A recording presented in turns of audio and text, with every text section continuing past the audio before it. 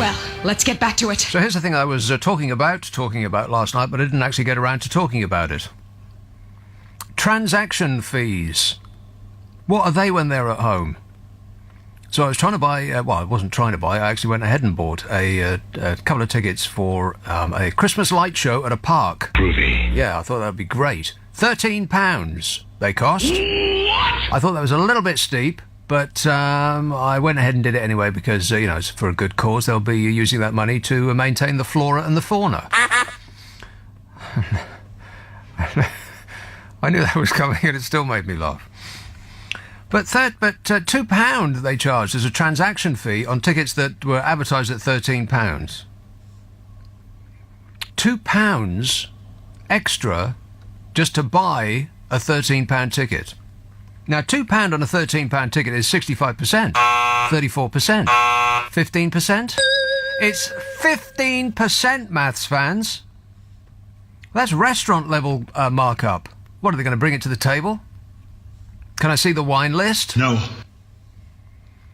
And there was a helpful guide next to the transaction fee. It had a question mark which you hovered your mouse over and then clicked on it to see exactly what it was. Transaction fee. What's this? Click here. And the helpful guide said, and this is a direct quote, "The transaction fee covers the costs of processing your order, packing and delivering the tickets to you. In many cases, it also covers the cost of producing your tickets. This fee can also apply to tickets arranged for collection. The transaction fee applies per order, not per ticket. If you purchase 6 tickets, you only pay 1 transaction fee. But that's no help if you only buy 1, right? The transaction fee will vary depending on what type of postage we are being asked to use by the event organizer, and these costs are reflected in the amount that we are charging, or we are charged by dispatch companies. First-class post and registered post prices will vary accordingly." And you think, well, I suppose that's okay, except they weren't posting me the tickets. They just gave me an automatic email with the tickets included in the email that I had to print on my own, with my own printer, using my own ink and my own paper. In my own house. There was no expense for them at all. Cost nothing to automatically send an email confirmation of my ticket purchase. That's done by a robot. Correct. It just seemed to be like a rip-off. Well, not like a rip-off, an actual rip-off to me. The tickets are not the cost that they said they were. They are 15% extra for no apparent reason whatsoever, other than there's no other way of buying a ticket without actually going to the park in the first place. And that's miles away. It's like an hour's trip. I mean, if you tried that on in a shop, advertising a price, say a shirt. Say you went into a shop and you thought, wow, that is a shirt and a half. Yowza. I must have that shirt. And you picked it up and it cost, I don't know, what does a shirt cost these days? £1,000? It cost £1,000 and they said, that'll be £1,500, please.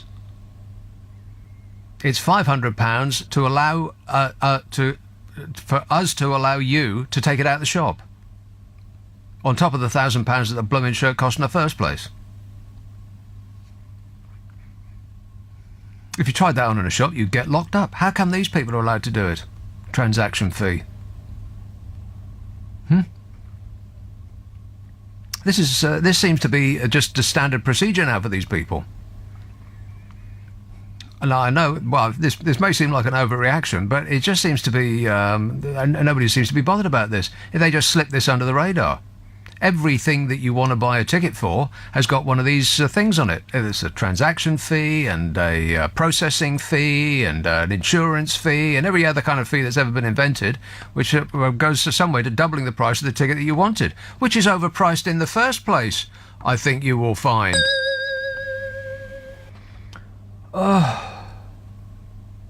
So anyway, I'm sure it'll be a lovely show and worth every penny, apart from the transaction fee element, which I'm still a little bit sore about. But, maybe that's just me. But that's not why you called. I haven't mentioned Brexit in a little while, and I'm going to mention it today. Oh, no. Oh, yes. It's all going very, very badly. That ridiculous front cover was the Telegraph calling those MPs mutineers. How unutterably childish and silly was that? I've just about given up with the Telegraph. Like their crossword, what's everything that's printed before that, not so great. Mutineers. Absolutely ridiculous. So the news is that Theresa May's attempt to fix a Brexit date in law was falling apart. It's going very, very badly. She can't be enjoying it. Why is she sticking it out? Number 10 flatly denied that a U-turn was in the offing. The ladies not for turning. But this revolt about fixing Brexit date in law is rapidly spreading beyond prominent Brexit mutineers, and is being taken up by loyal MPs.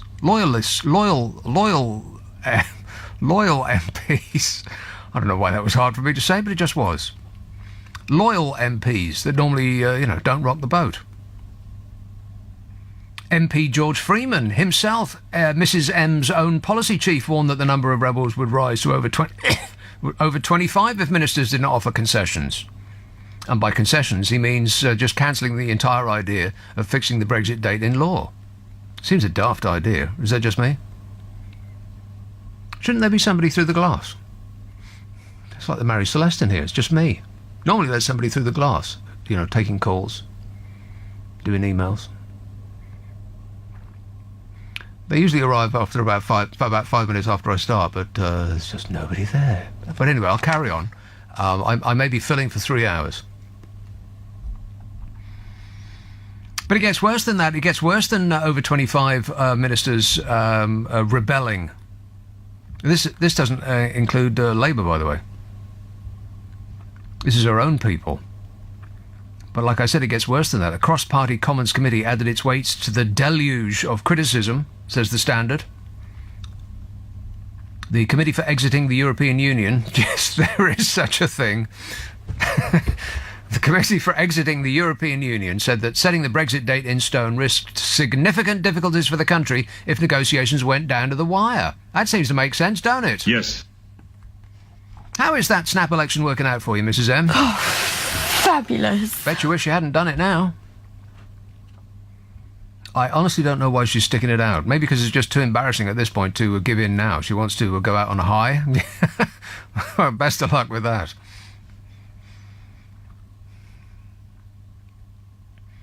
MPs believe that Mrs M had hoped that a guaranteed leaving date, and the date that she wanted to set in stone, March the 29th, 2019 at 11 p.m, which sounds like the sort of date that you'd see in Terminator. Correct. Yeah.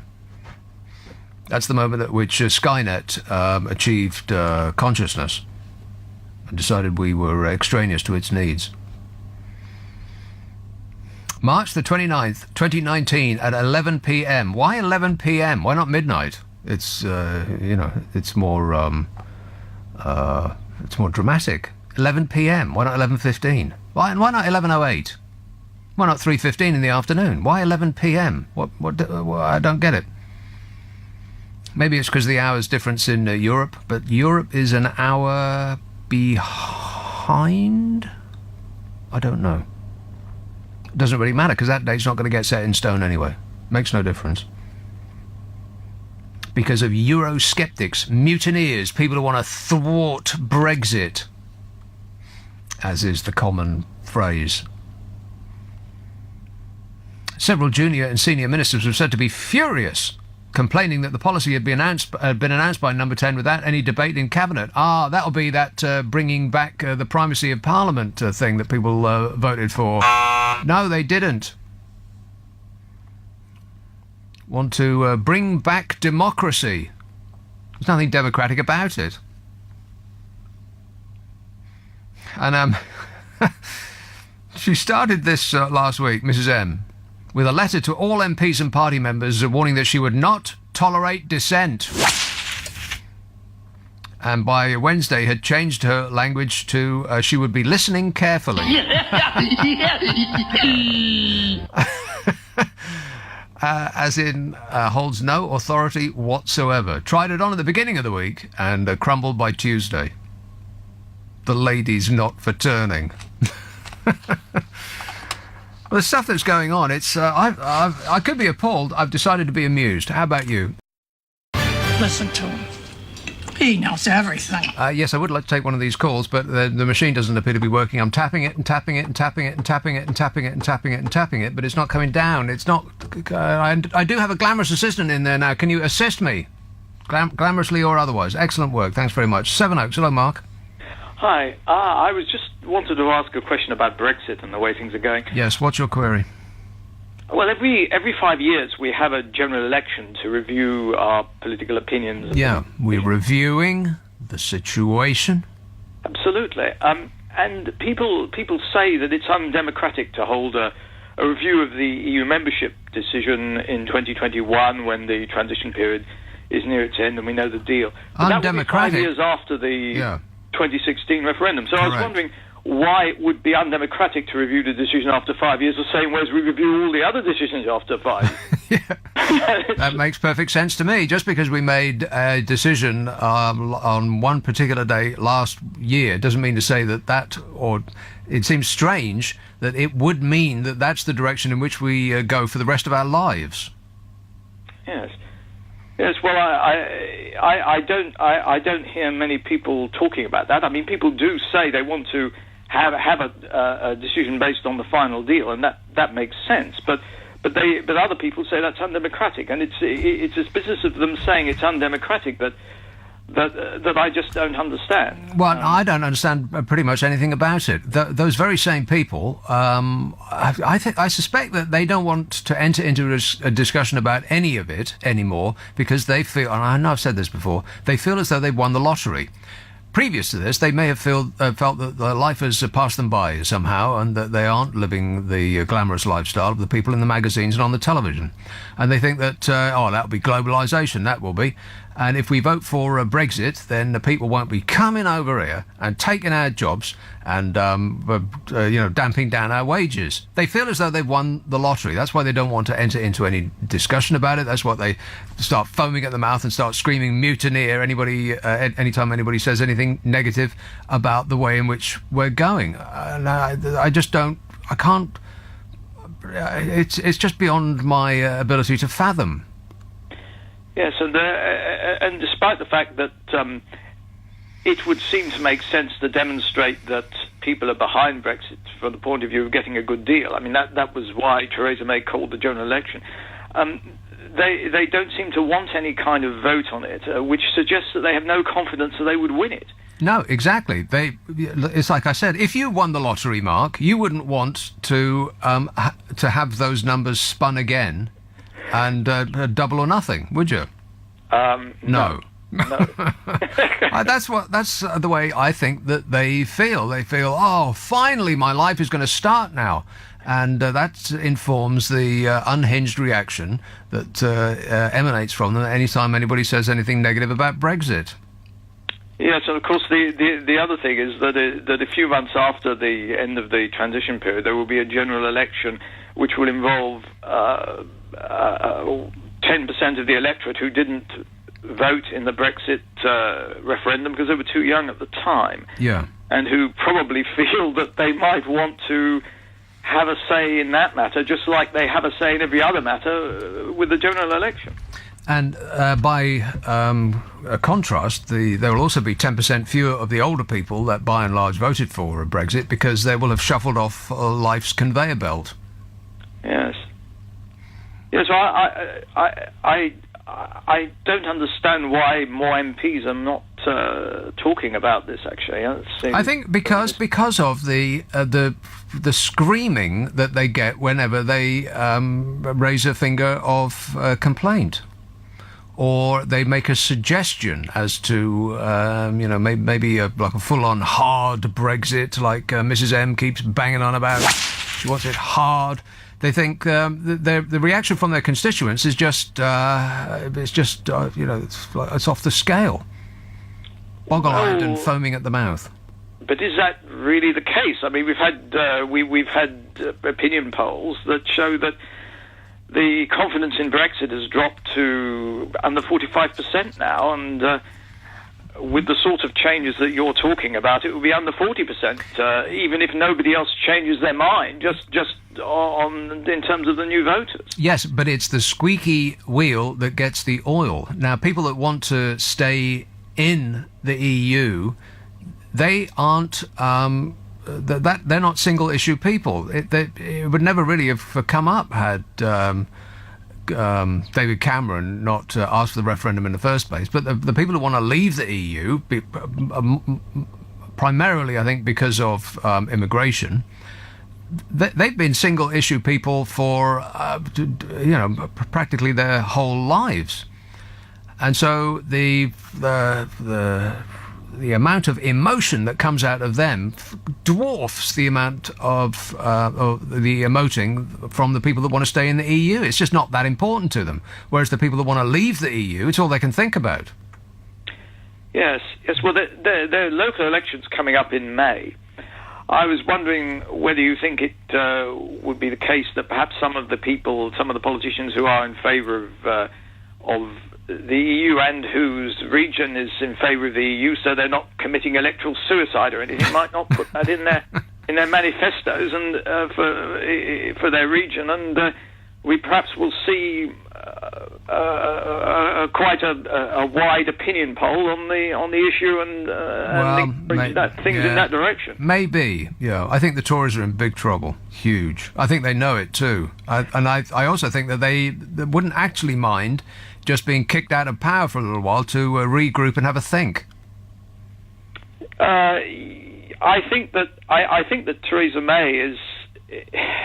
Well, you say that you think that she's not enjoying herself, but in reality, her political career had got, I think, as far as it was going to go, unless something like this occurred when they needed somebody who was a compromise candidate. I think she's clever and she's doing her job as a compromise leader probably well. I'm not sure. Really? Well, I'm not in that position. I'm not sure anybody could do any better than she's doing in that respect. I don't know. I mean, at the beginning of the week, she demands respect from all of her MPs, and about 2 days later, she crumbles and capitulates. That's not a leader of strength. Well, she tries to emanate an aura of strength, but it just doesn't work. But the point is that whoever the leader of the Conservative Party would be under these circumstances, they are inherently in a weak position because of the division of the Conservative Party. Yeah, but you can say that about Labour as well. Labour is... She does change her position, but I think that's part of being a compromise candidate, isn't it? To try and work out what the compromise is.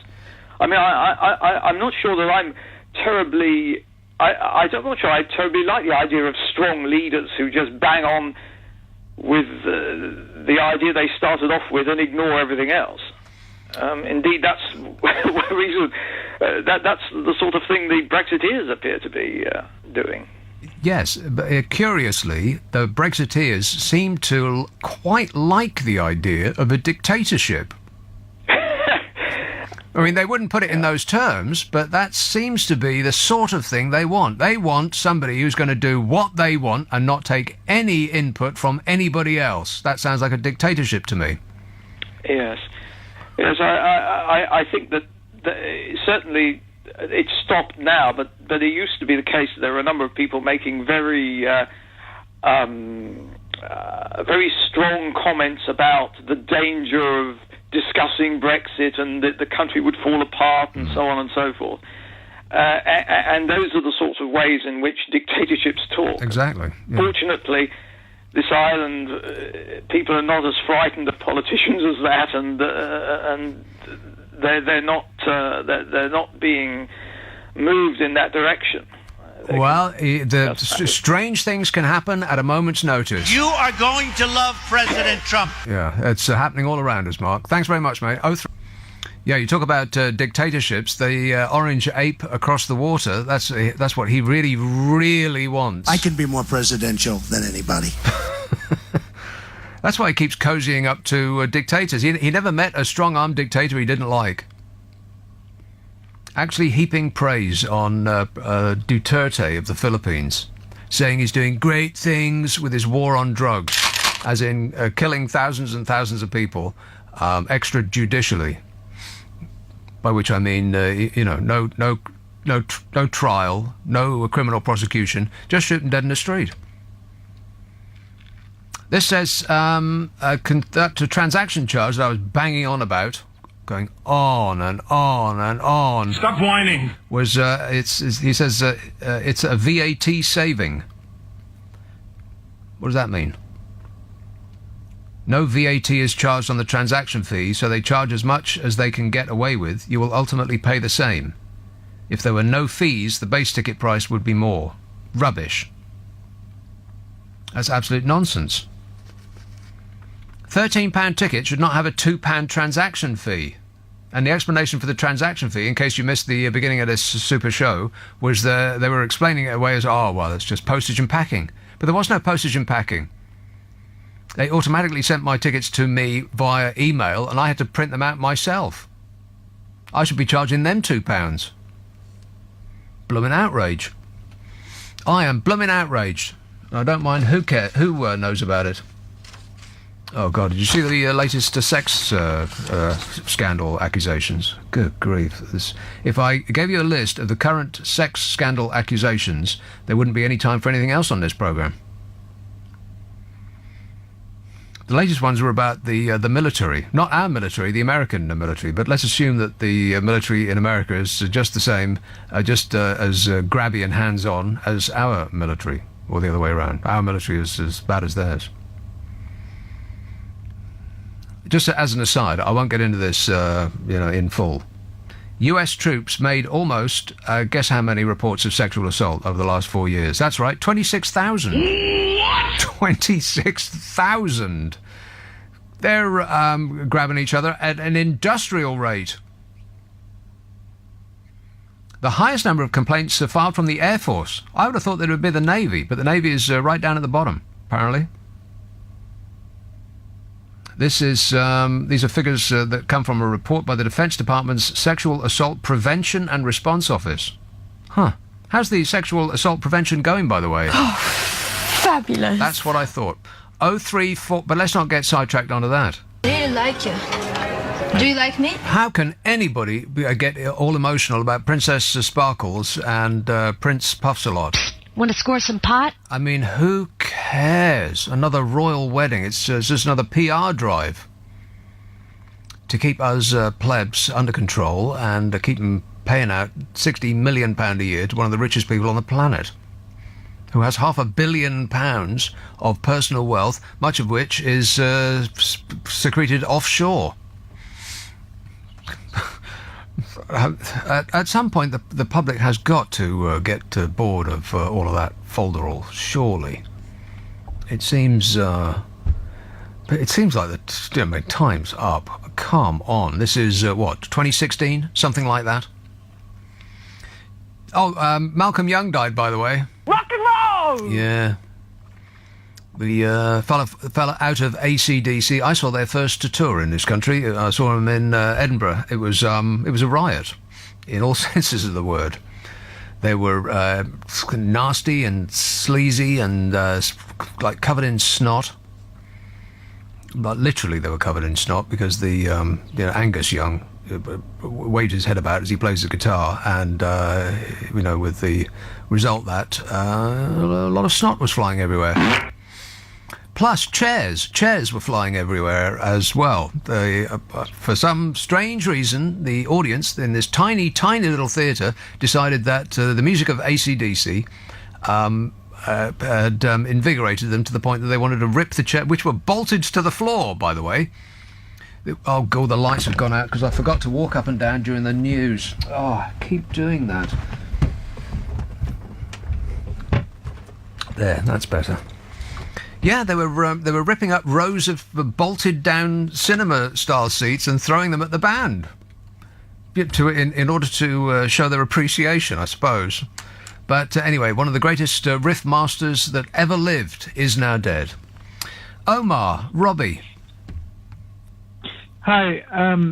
I just wanted to say about Theresa May and the whole Brexit sort of thing. I just really wish that, I don't know why she picked like 2019. Why can't she not do it towards the end of this year? Like, At the end of this year? Well, I meant next year, sorry. Oh, right. As a person as well from Northern Ireland, I feel like we also have been on the back burner of any Brexit negotiation, because the main concern is about the hard border.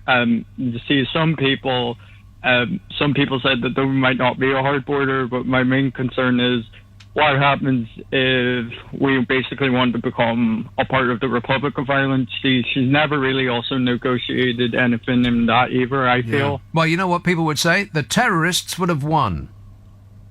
True. And, like, I'm getting kind of sick of that stigmatism, though, that people have about people in the Republic of Ireland, because my best friend is actually from Dublin, and, like, I would really get on the ultra sort of defensive if someone called him a terrorist, like. Yeah. Well, is he a terrorist? No. Well, there you go then. No, it's just I don't know. See, I don't know what other listeners of LBC, what their opinion is about this, but I just really wish, I didn't vote. But if I did vote, I would have voted leave. But I just really wish that Theresa would hurry up and get this all sorted, because I'm getting sick of hearing it in the likes of LBC and YouGov, and I really wish she would hurry up.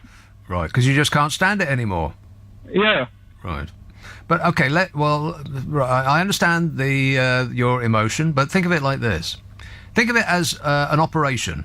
You've got to have an operation on your knee, and you don't like the idea of it, you don't like the sound of it, and you're not really looking forward to it, but you just want it to be over, right? Yeah. Okay, so you think, well, I'm to hell with it, I'm going to have it done tomorrow. I'm going to show up tomorrow, and the doctor is going to operate on my knee. But the doctor shows up drunk. And so now, maybe it's not such a good idea to have the operation tomorrow. Maybe you want to delay for a better result later on. How does that sound? I agree with you, but because of everybody sort of just kind of the disagreement and the people going on and on and on about it. Yeah. Oh, I can't stand it. Yeah. Everybody in Europe trying to, like, and everybody trying hates to get Theresa May to show her to see sense. I would really like if I voted, I would have at least voted Remain now, because I think this was kind of a terrible idea as well. Yeah, it's beginning to look like a terrible idea. Yeah. Yeah, and to be honest with you, it's not looking good. Not just even for Northern Ireland, but for even the Commonwealth countries, because I've heard that there might be also a split within the Commonwealth countries, I think. Everybody's starting to hate everybody else. I think it's Donald Trump's fault. Well, let me ask you this about a hard border. I mean, people keep going on about a hard border and what an absolute catastrophe that would be, and everyone's going to die. What would be so bad with a hard border? Every country's got a hard border. It just makes it harder for people who have Irish nationality to get access to the passport services in the Republic. And it makes it. That's the nature of a border. Pardon? That is the nature of a border. No, it just makes it increasingly harder for people that don't want to live in the north. It makes it increasingly harder for them to access services. Yeah, you want to pop. I get it. You want to pop across the border and go to the shops, or or meet your mates, or whatever. But why would that necessarily end up with everybody dying?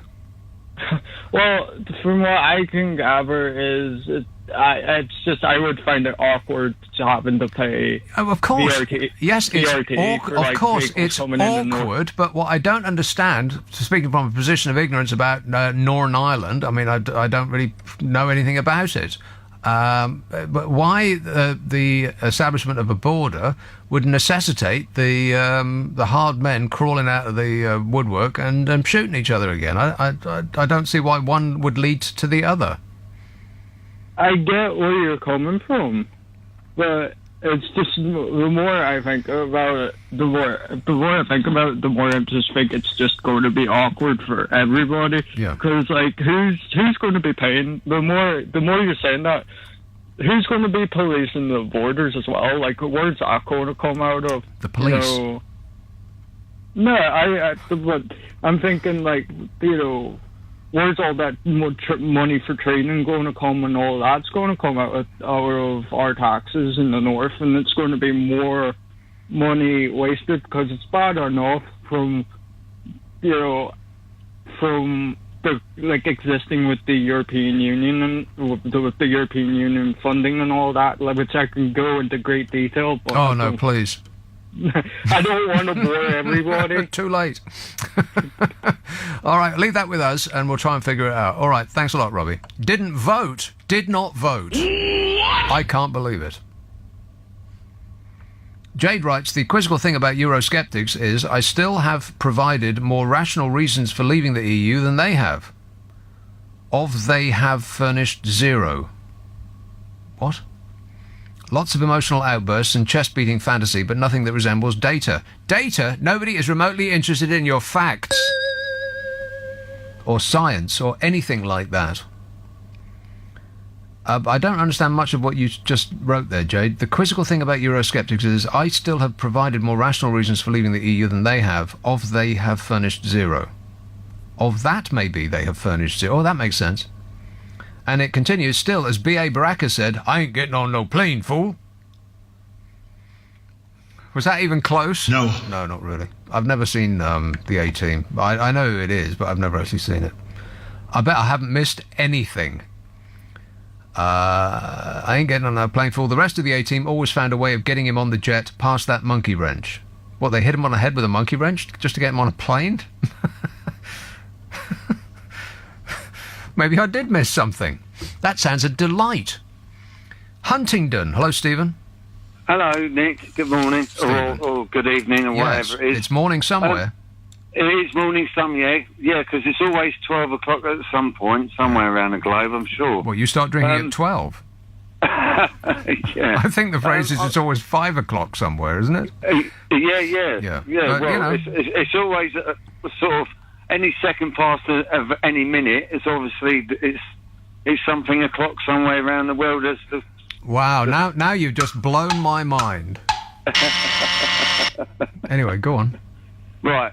Well, I'll try and put a bit of a silver lining across the grey clouds. Okay. Now, when we had this European elections way back with Mr. Farage, and there was this massive vote. Now, you had people from Liberal Democrats to Labour, Conservatives, all the rest of them, all voted into that process and threw a massive cannonball across the bow of the country, obviously giving the sort of like people in charge a little bit of a warning. There's a bit of discontent going on in the country, and things needed to be slowed down.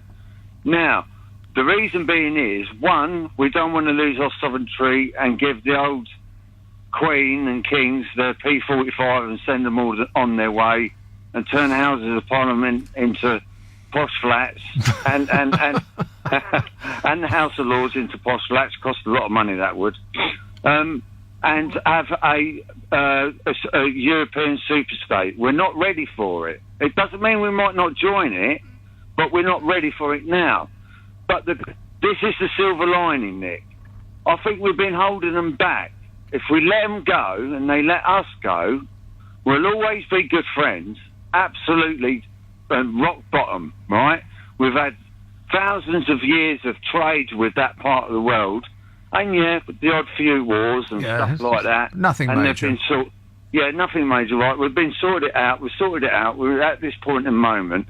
And I think that Europe will flourish. Once we get this deal done and dusted, and I've got all the confidence in the Conservatives and Theresa May. You do? Based I on do, yeah. what? I know. There's some turncoats in the camp, mate. I'm telling you, there's spies in the camp, turncoats, trying to kick the ball down the road in a different direction. Yes. Honestly. Patriots, Right, I think, is the word that you're looking for. People who Yeah. patriotically want to Yes. prevent us from sinking. Yeah. Sinking. Well, we're not sinking. We're rising above it. Right. And what we're saying to Europe... So we're waving, not drowning. No, that's right. We're waving at Europe saying, all the best, Yeah. create your super-state, create your army, have a president, right? We'll back you all the way. Right, so now look at the map. You've got the United Kingdom, you've got the United States of Europe, then you've got Russia and whatever, and all the rest of it. Then you've got China. Yeah. Then you got all that. America. Then you've got America. Mhm. Right now we're all And then little old us. and little old us. Yeah, they're surrounded by water. Being But apparently we've done quite well, just being small little islands here and there, and we've got Malta, and we've got the Falkland Islands, and we've got the Caribbean Islands, and all the rest of it, and, Yeah. and all that. So we're doing But fine. Just as long as we keep the yeah, Falkland Islands, got to hang on to those sheep. yeah. Well, there is a bit of factual here. Apparently, I doubt it. We did own that before. Oh. Before there was anybody... Let's not get into the Falkland Islands. We bumped into it Yeah. accidentally in about 1600, if memory serves Yeah. me right. And Yeah. previous to that, it was the Portuguese and it was the French, and everybody left it because it was just a blighted, wind-strewn rock in the middle of nowhere. Well, it's like Scotland's on a bad day there, apparently, all the time. It's because it's roughly on the same sort of thing, isn't it? Yeah, except it's about 8,000 miles away, but Yeah. apparently it's Yeah. ours because we bumped Yeah. into it once, and Yeah, that was a period at which anything we saw we nicked. Anyway, Stephen, it's been an inspiration, and you certainly have thank given us a you. lot to think about. Yeah. All right, no. Thanks a lot. I didn't detect. Oh, maybe it was that everything is going to be fine. That's it. Except there is a great possibility that it won't be, unless that makes me unpatriotic to say it. He is a very sick and dangerous man. Here's a call in Lewisham. Hello, Jane. Hello, Nick. Well, Brexit, right? You keep saying that it's only old people voting for Brexit, but what you're forgetting is that all these old people have got children, right? Yeah. And they want Brexit. The children. What, the children of the vote old the same people- way as their parents? I very much doubt that. The children of the old people Yes. want out of this European Parliament. And what makes you say that, Jane? Because I listen to them. I work in tourism and transport, right? You work in and tourism I and lis- transport? You're a bus driver? No, right? What do you do? I organise things. Oh, right. I'm You're a the coach organiser. driver. I just said that. Bus driver. No, that is not. I'm a coach driver. What's the difference between a coach and a bus? A lot of difference between a bus driver and a coach driver. It's exactly A the lot, same. A lot. No, I think it they're isn't. It isn't. precisely Anyway, the same job. It isn't. We're talking. We're talking about. What's the difference between a bus and a coach? Anyway, it's- Give me one you're difference moaning between a bus and a about coach. £2, right? Yeah, moaning and And moaning and moaning. Stop whining. Yes. But this Brexit, millions and billions, Billions and of money billions and is trillions. being wasted. Exactly, Right? yeah. And We should call a halt to few it are right getting- now. At least we can agree on that. A few are getting very, very rich for all this, but the majority of the people in Europe and in England, the United Kingdom, Hmm. are all getting poorer, and it's disgraceful. But what's right? that got to do with the And- EU? We've just got to get out of the Yeah, but- European Parliament, and the Europeans themselves need to get out of the European Parliament. Europe They need needs to leave Europe? the Europeans need to leave the European Parliament. But what makes you say that? Because they'll be a lot financially better off if they do. But I don't think that that's correct.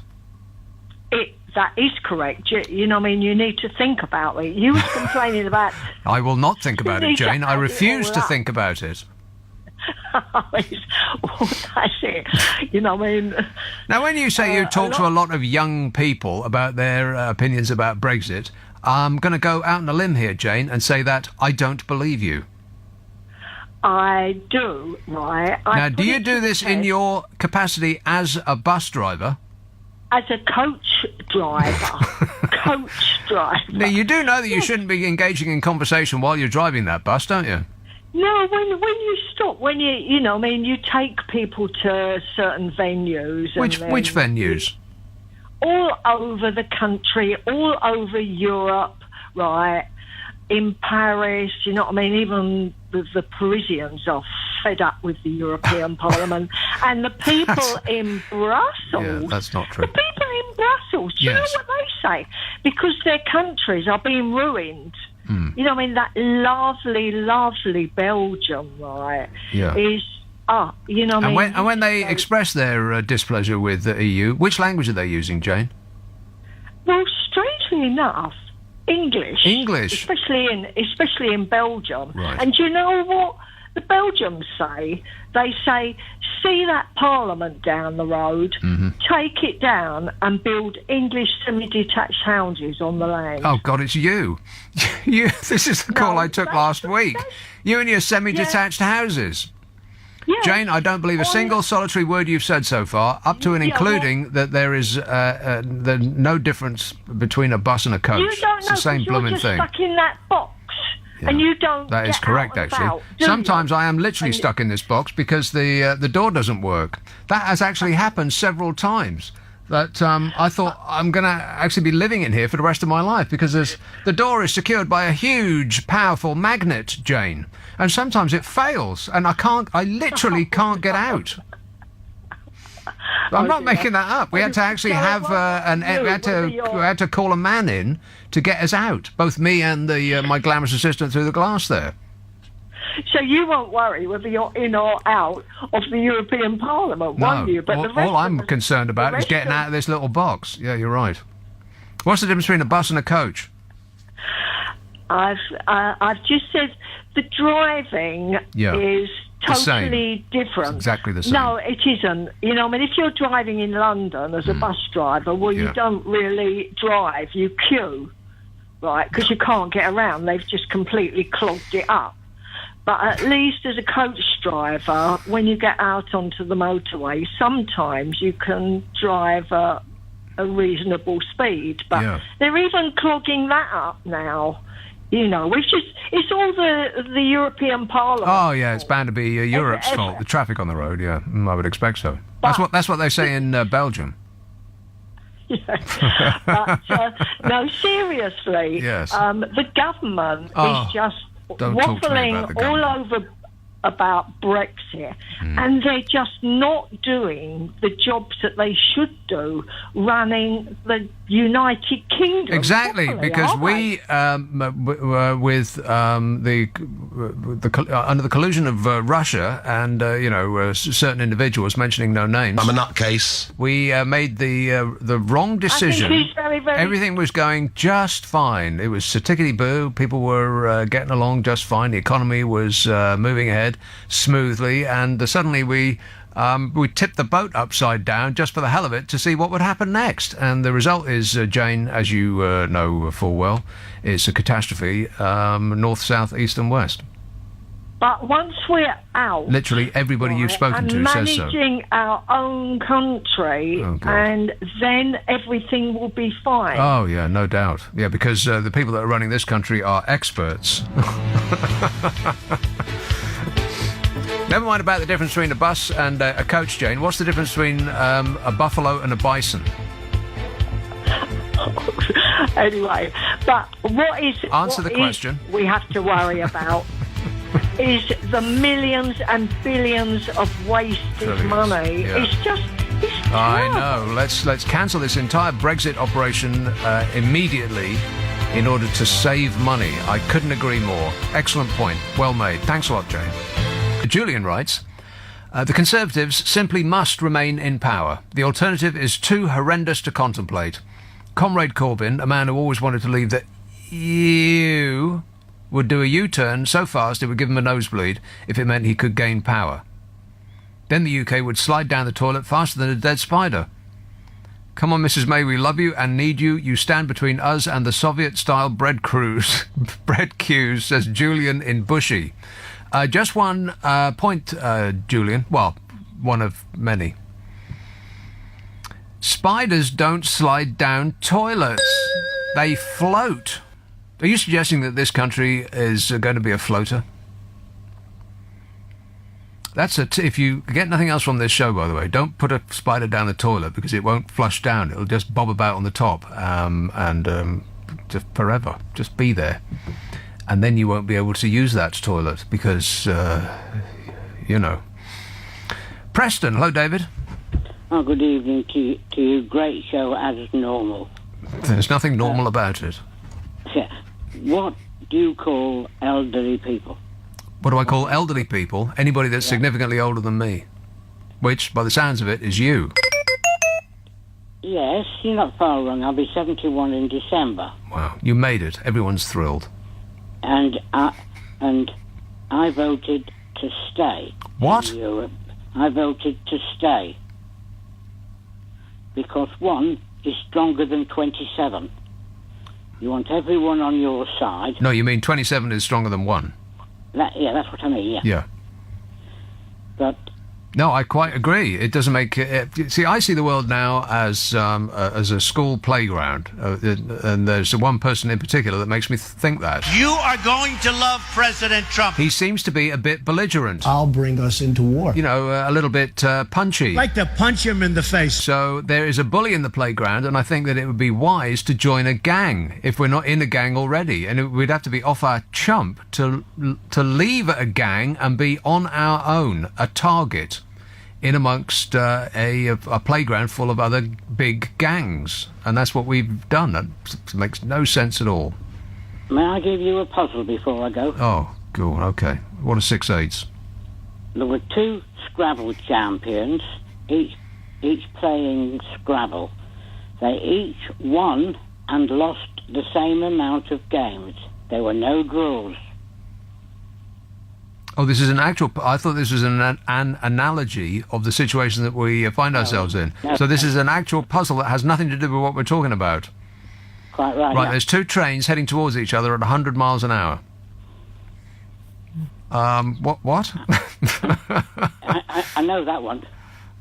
So there's two people playing Scrabble, and it took so long that they just gave up and watched television instead because you know, it's a little bit dull. No, they weren't playing each other. They weren't playing each other? No, I didn't say they were. Is that the answer to the question? Yeah, they weren't playing with each other. Oh, well, thank goodness that you posed the question and then immediately answered it, because I didn't want to think about that for another second. Excellent work, David, and I appreciate it. This show's hard enough to do as it is, without you posing me questions. Larry writes, I can't stand the term Brexit, so tabloid. How about Eurex?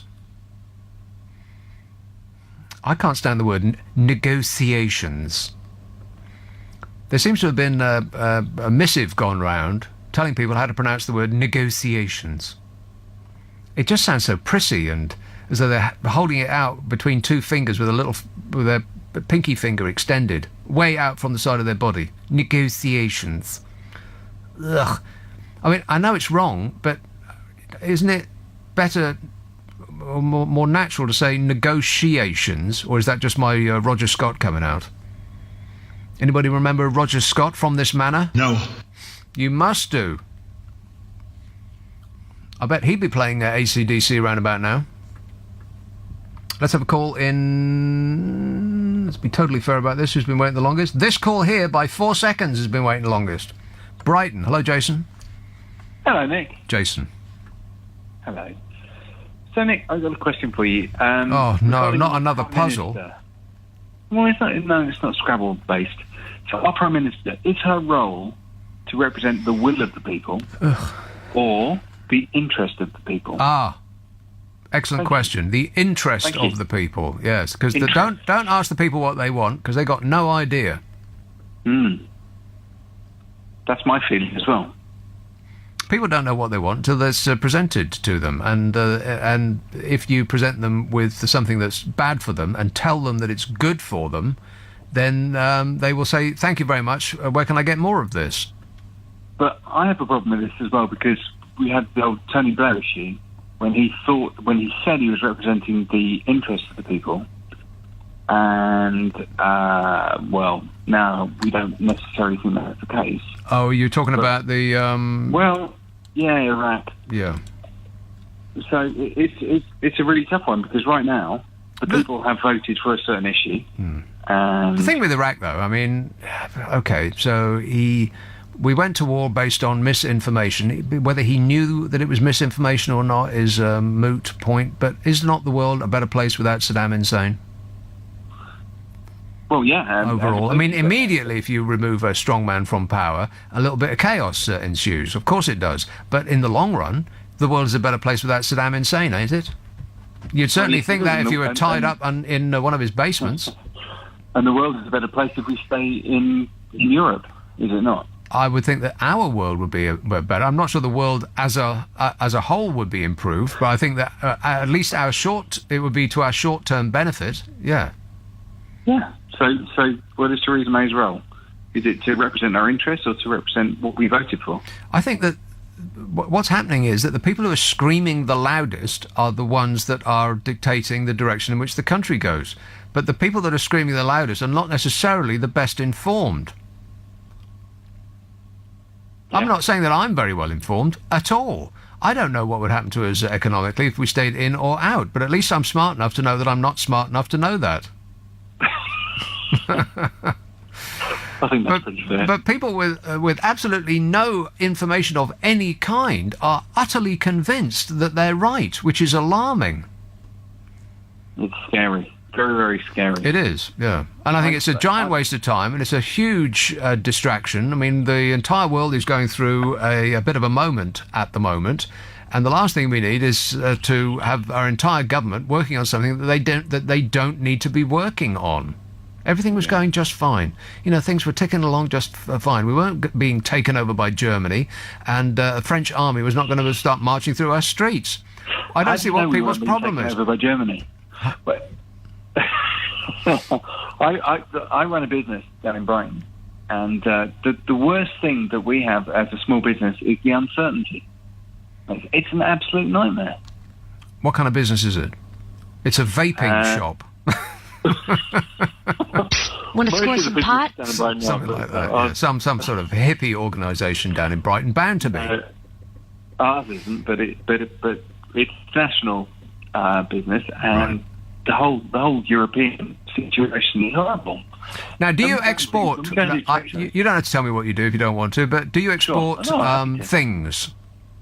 Do you manufacture things and then export them? We design eyewear.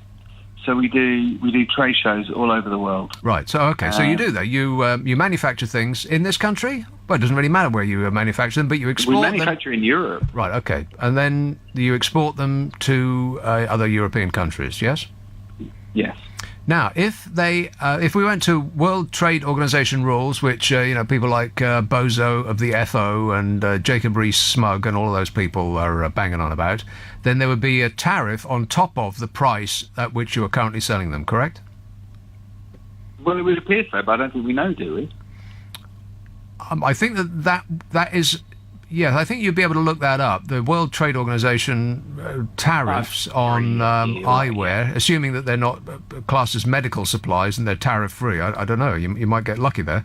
But there would be a tariff. So your product would be more expensive than it is at the moment to what I would guess would be your biggest overseas market, which would be Europe, it being right there. Closest. as opposed to America, which is 3,000 miles away at minimum. Oh, he went. He disappeared. Oh, that's probably the wonders of modern mobile phones.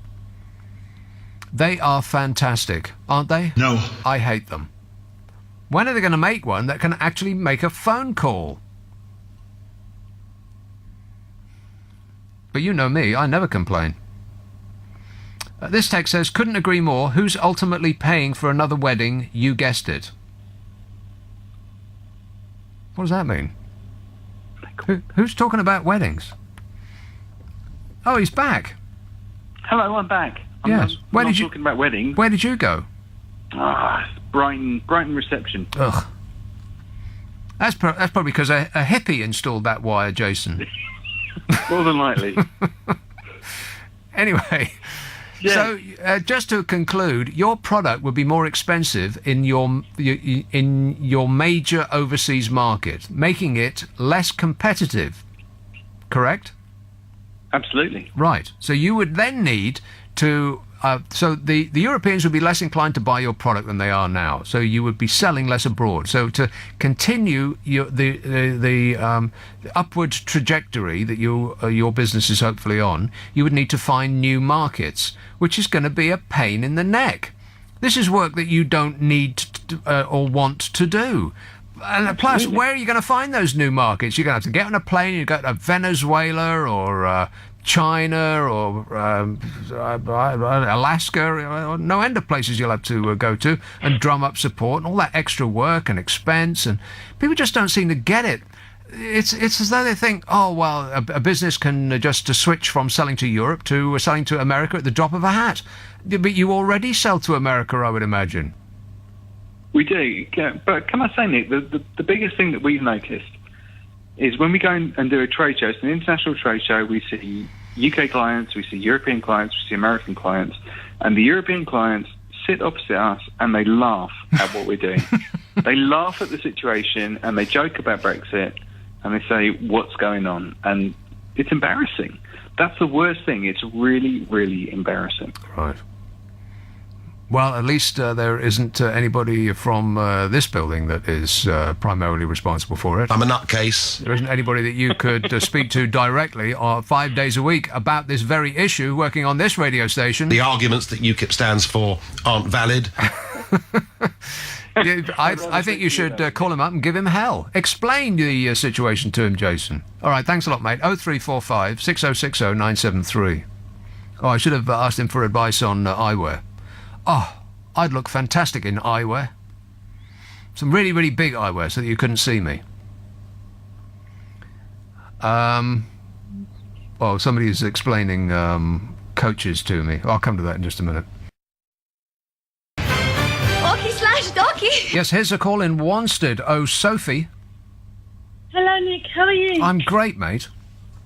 I hope I meet that nice lady who drives the coach. Bus. In January, Yeah, the because bus. I'm going on a school trip. Oh, a school trip. Don't do it, Sophie. I'm going to be with 29 children for 7 days. Warning! No, do anything else. Call in sick that day. Trust me. I'll be feeding the animals at 7 o'clock in the morning. And then travelling on a bus with them all day long. Yeah, you're going to need a holiday after that holiday. You're going to need to lie down with a cold compress on your brow. No, I literally mean animals. We're staying on a farm. We'll be feeding the animals. Oh, like walking, talking and squawking with the animals. Yes, we'll be on a farm for a whole week. Oh, that sounds like a nightmare. That sounds like a prison sentence. What have you done to deserve that? And the worst of it is I'll miss 2 of your shows because of it, because it's a whole week. Well, don't you get radio reception there? I don't think we've got a signal there, Nick. Well, have you got Wi-Fi?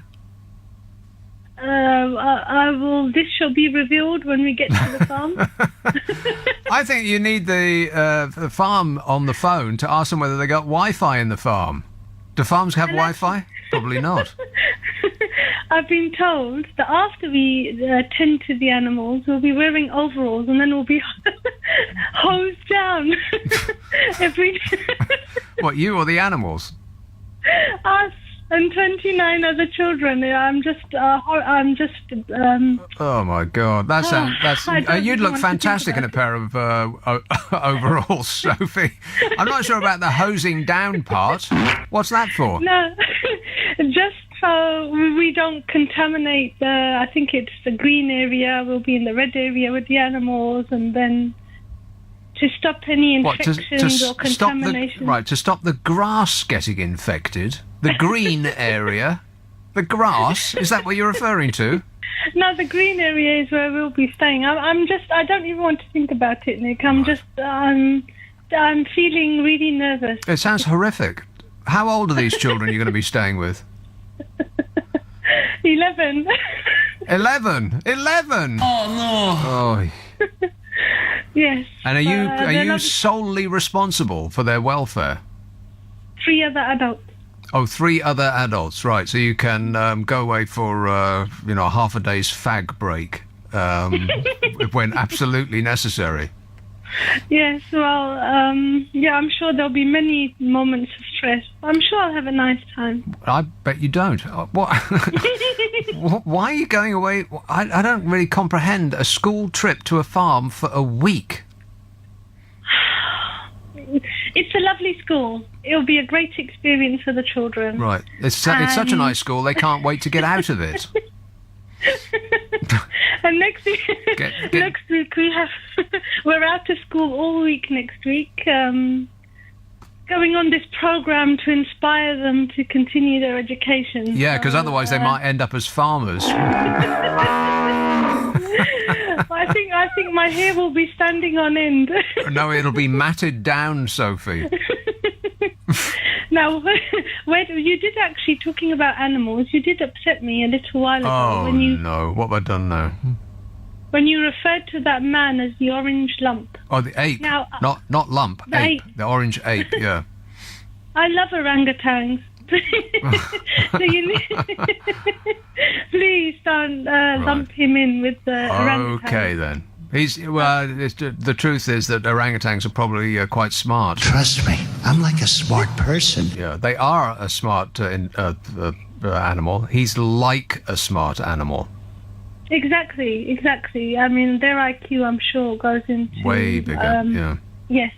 Well, where do I start with him this week? I mean, I've read some horrific stories about him. Oh, I laughed when I read the press secretary's comment about the difference between Senator Franken and Trump is. Well, Al Franken is, I guess people aren't really that interested in senators in America, but what's going on over there is fascinating on a daily basis. I mean, you could fill an entire show every single day with the ordure that pours out of the White House. But Al Franken is a senator. He's a Democrat, so, Donald Trump is naturally... these days, he didn't used to be negatively I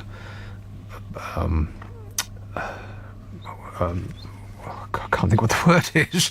Negatively disposed. Yes, he didn't used to be negatively disposed to Democrats. In fact, he used to be a Democrat and give money to the Democrats. But Donald Trump will do anything that he thinks will be for the benefit of Donald Trump. So now he hates Democrats. And exactly. And Al Franken was pictured with his hands over a reporter's chestal area, but the reporter was wearing a bulletproof flak jacket at the time. So it wasn't really it didn't look to me like it was a sexual attack, because he was doing it on camera and goofing while he was doing it. Okay, it's not the best thing he's ever done, but you can't really feel much through a bulletproof vest. So it was obviously done as a joke. Now, whatever he's done apart from that, I don't know, and he may be the worst person in the world. That might be true. But Donald Trump is continuing to stand by this guy called Moore. What's his first name? Roy Moore, the gun-toting dingaling from Alabama, who is apparently he was such a lech. He was banned from shopping malls for trying to pick up teenage girls. And Donald Trump's still sticking by it. But, Donald Trump has form in this regard as well. I will be so great to women. I cherish women. With both hands, he cherishes them. So And when he, when he had the cheek to say, this is what is happening in photo 1, what is happening in 2, 3, and 4, and I was thinking, Yeah. if this is what is happening in your first term, what's going to happen in your second, please? the one thing that he's done so far that has actually really surprised me, in a positive way, is he rescinded the ban on big game hunting trophies. You could shoot a lion and then bring its head back to America. And Obak Arama, you remember President Obak Arama back in the good old days?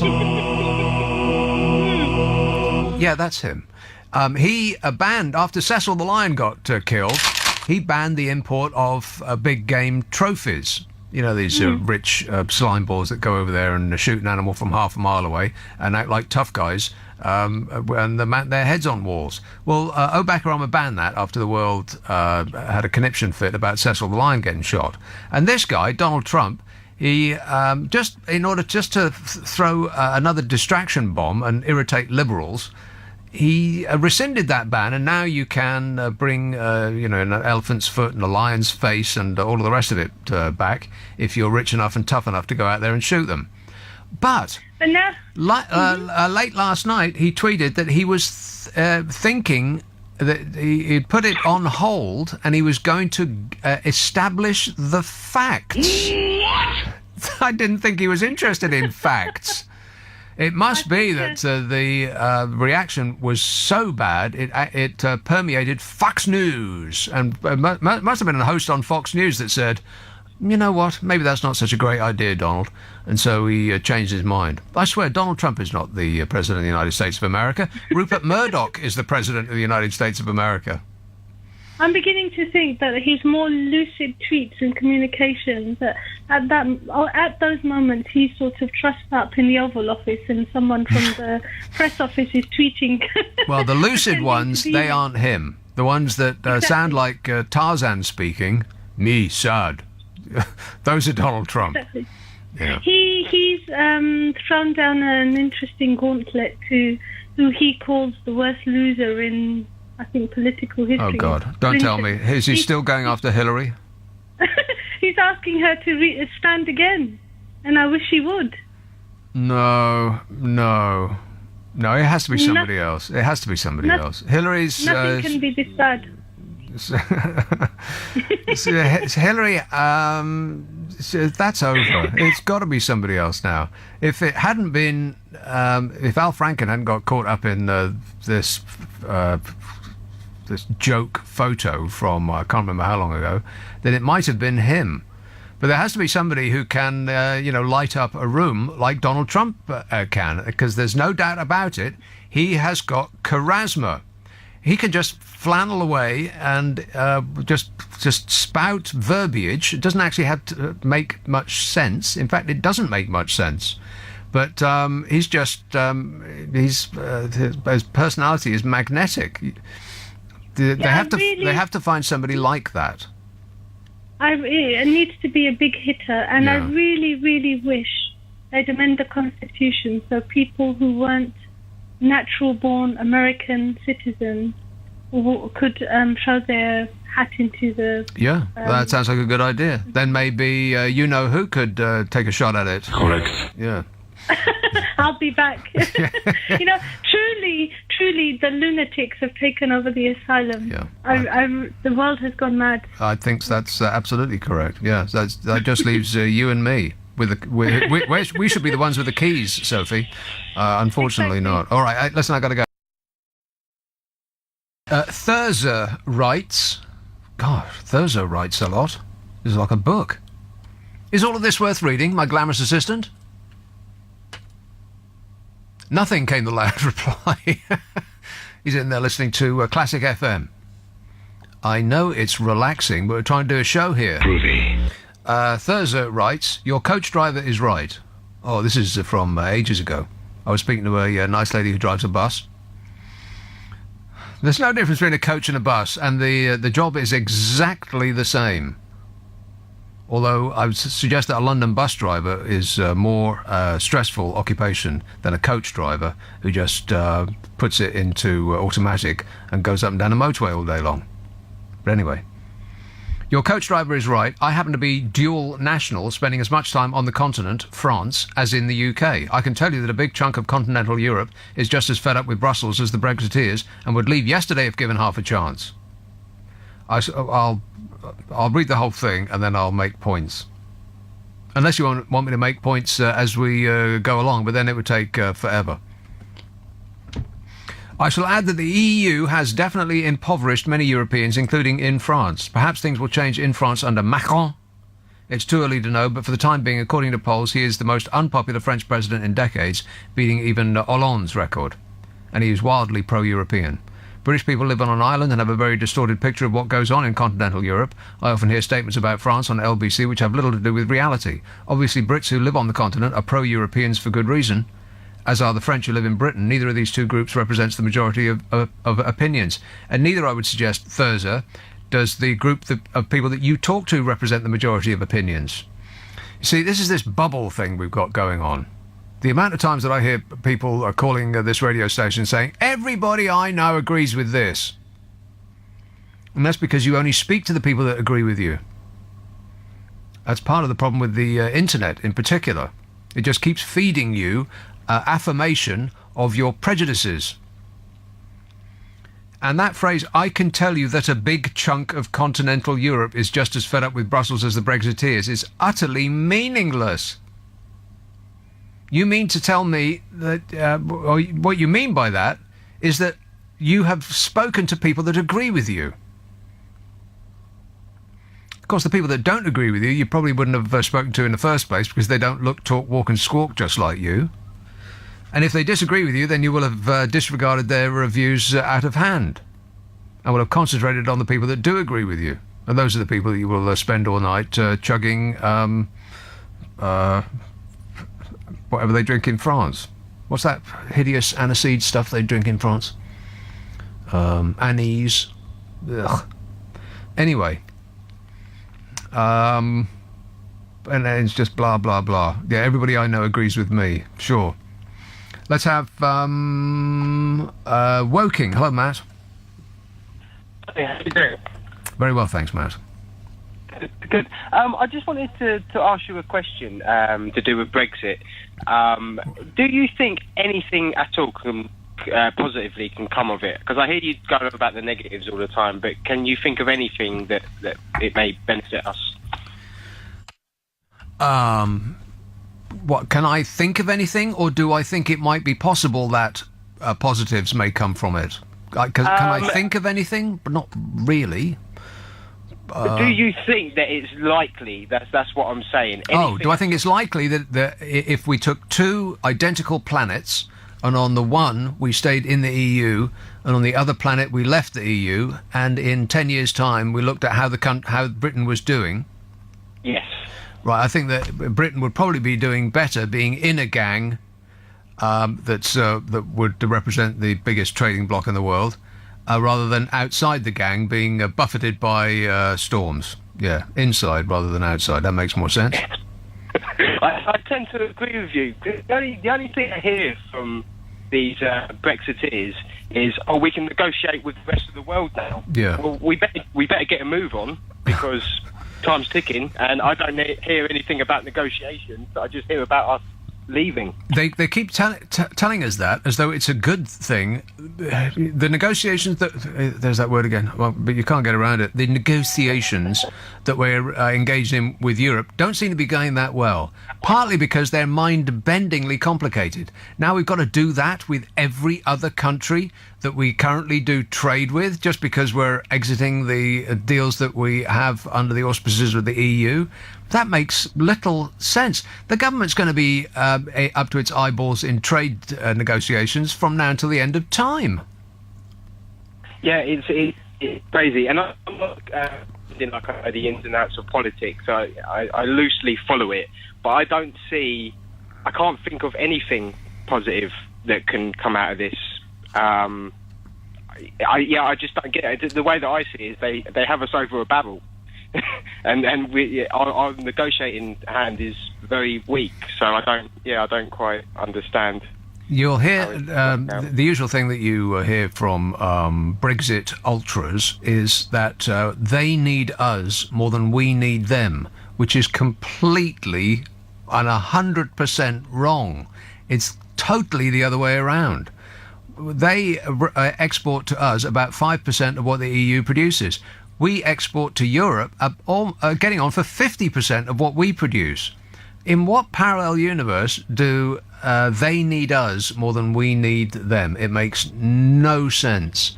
And neither does it make, things were going along fairly well. I mean, I know that income distribution is worse than it used to be 40 years ago, but that's not the EU's fault. That's our fault. That's the fault of successive governments of this country. That's, you could call it globalisation, but globalisation isn't going to stop. We're not going to turn our backs on the world because we import more than we export. We need food and we need machinery and clothes and all of the rest of the appurtenances of modern life. We don't build hardly anything in this country apart from weapons. Most of our economy is services, and you don't need lawyers and accountants that much. So I just don't know. I just can't fathom people's reason other than, of course, it wasn't really about the economy at all. It was about foreigners. And here's the bad news. If you voted to leave the EU because you don't like the idea of being surrounded by foreigners, that ain't going to change. We have getting on for full employment now, which means that we need all of the workers that are currently here in order for the economy to function. Most of our economy is the service sector, and outside of banking and lawyering and accounting, it's shops and hotels and all that stuff. And nobody from this country wants to do those jobs. I was just at Winter Wonderland in Hyde Park the other day. You know how many people that I didn't do an actual survey. I didn't speak to each and every one of them, but you can look at somebody and get an idea of whether they're British or not. Yes?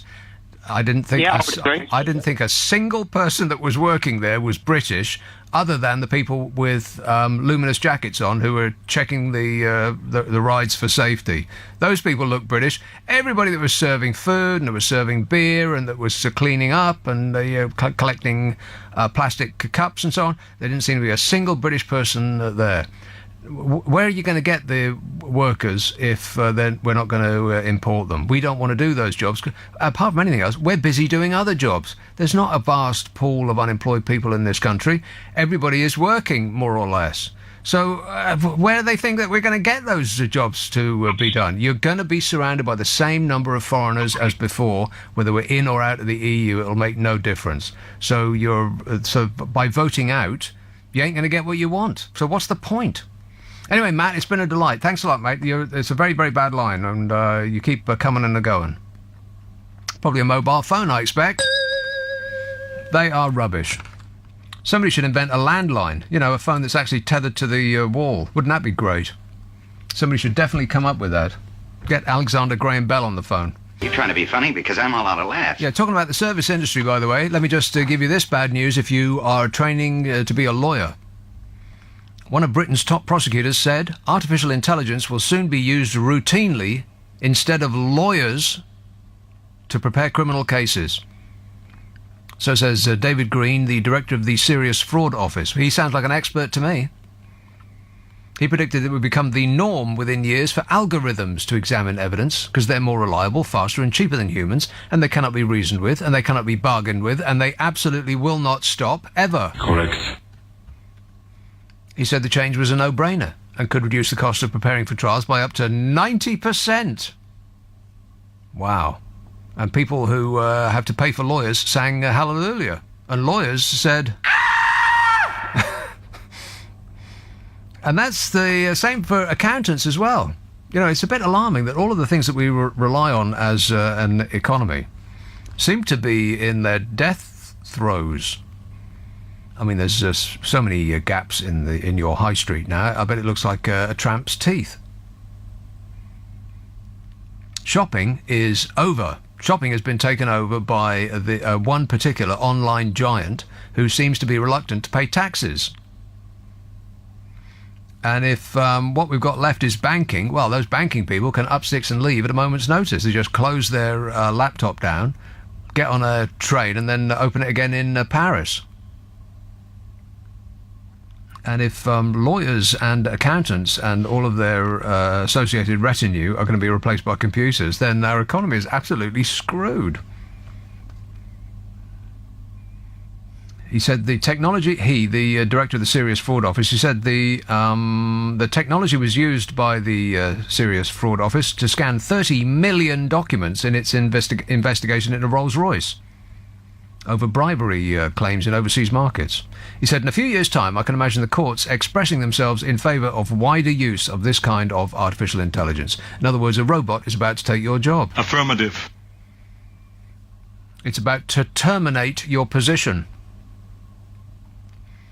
600,000 documents a day could be processed by artificial intelligence compared to 300 by a lawyer. That's 600,000 documents compared to 300 by a real-life human being. I think the future is great for lawyering. Negative. Yeah. So it's not just the dirty fingernail jobs that are going to go to robots and AI, it's the white-collar jobs that are under threat too. If you interact with a computer, that computer is going to take your job. And we don't make those. If you make robots, then you're in the money, honey. But I don't think we do we? Halifax. Hello, James. Hello, James. I just wanted to say that I lost my job because of Brexit. What did you do? It was warehousing. It was a warehousing apprenticeship, and I was only 18 at the time, and I voted Remain, and it was a small company, and it was just before my birthday. My boss calls me. Your birthday? Yeah. And my boss calls me in to work early, and he says to me, I'm going to have to let you go. And I'm like, why? He says, well, because the pound's fallen, I can't afford to keep you anymore. Well, that seems cruel on a number of different levels, one of which, and I know this is superficial, he actually made you come in early to tell you that he was firing you. Yeah. Well, that just seems mean. Like, he could have asked you to come in late. And then he says, oh, if you want to spend the rest of the day off, you can. Right. So, well, that's nice. I did. And 2 weeks after that, I was unemployed and then struggling on the benefit system and couldn't find a job. So I had to move 100 miles away to actually get a job in a supermarket, packing online orders there. I just feel like my generation's been ignored, screwed over. I feel like I feel like there's no compromise. Like, a compromise to me would be we'll leave the European Union. I don't want it to happen. We'll leave that, but stay in the single market and the customs union, because they go on about like the 350 million for the NHS wasn't on the ballot paper, therefore it doesn't count. Well, neither was leaving the single market and the customs union. It just said leave the EU. So if we leave the EU and stay in them too, then that to me is a compromise, because then free movement can continue, businesses will be happy, then just completely leave it and not knowing what's around the corner. Yeah, well, that makes sense to you and me and apparently nobody else. I feel ashamed to be British, actually. Well, let's not get carried away. I do. Shame. I just don't feel like there's nothing here. You can be living in a. Well, be ashamed on a generational level. You don't have to be ashamed for all of us, because it was 50-50. So be ashamed for the people that voted against your best interests. You don't have to be ashamed of the rest of it. You can be ashamed of the people that didn't bother to vote at all, because they were busy and they couldn't be bothered, and who cares, and it's boring and all of that. Be ashamed of those people. Yeah, I just feel like we're living in a a nation that's not outward looking anymore.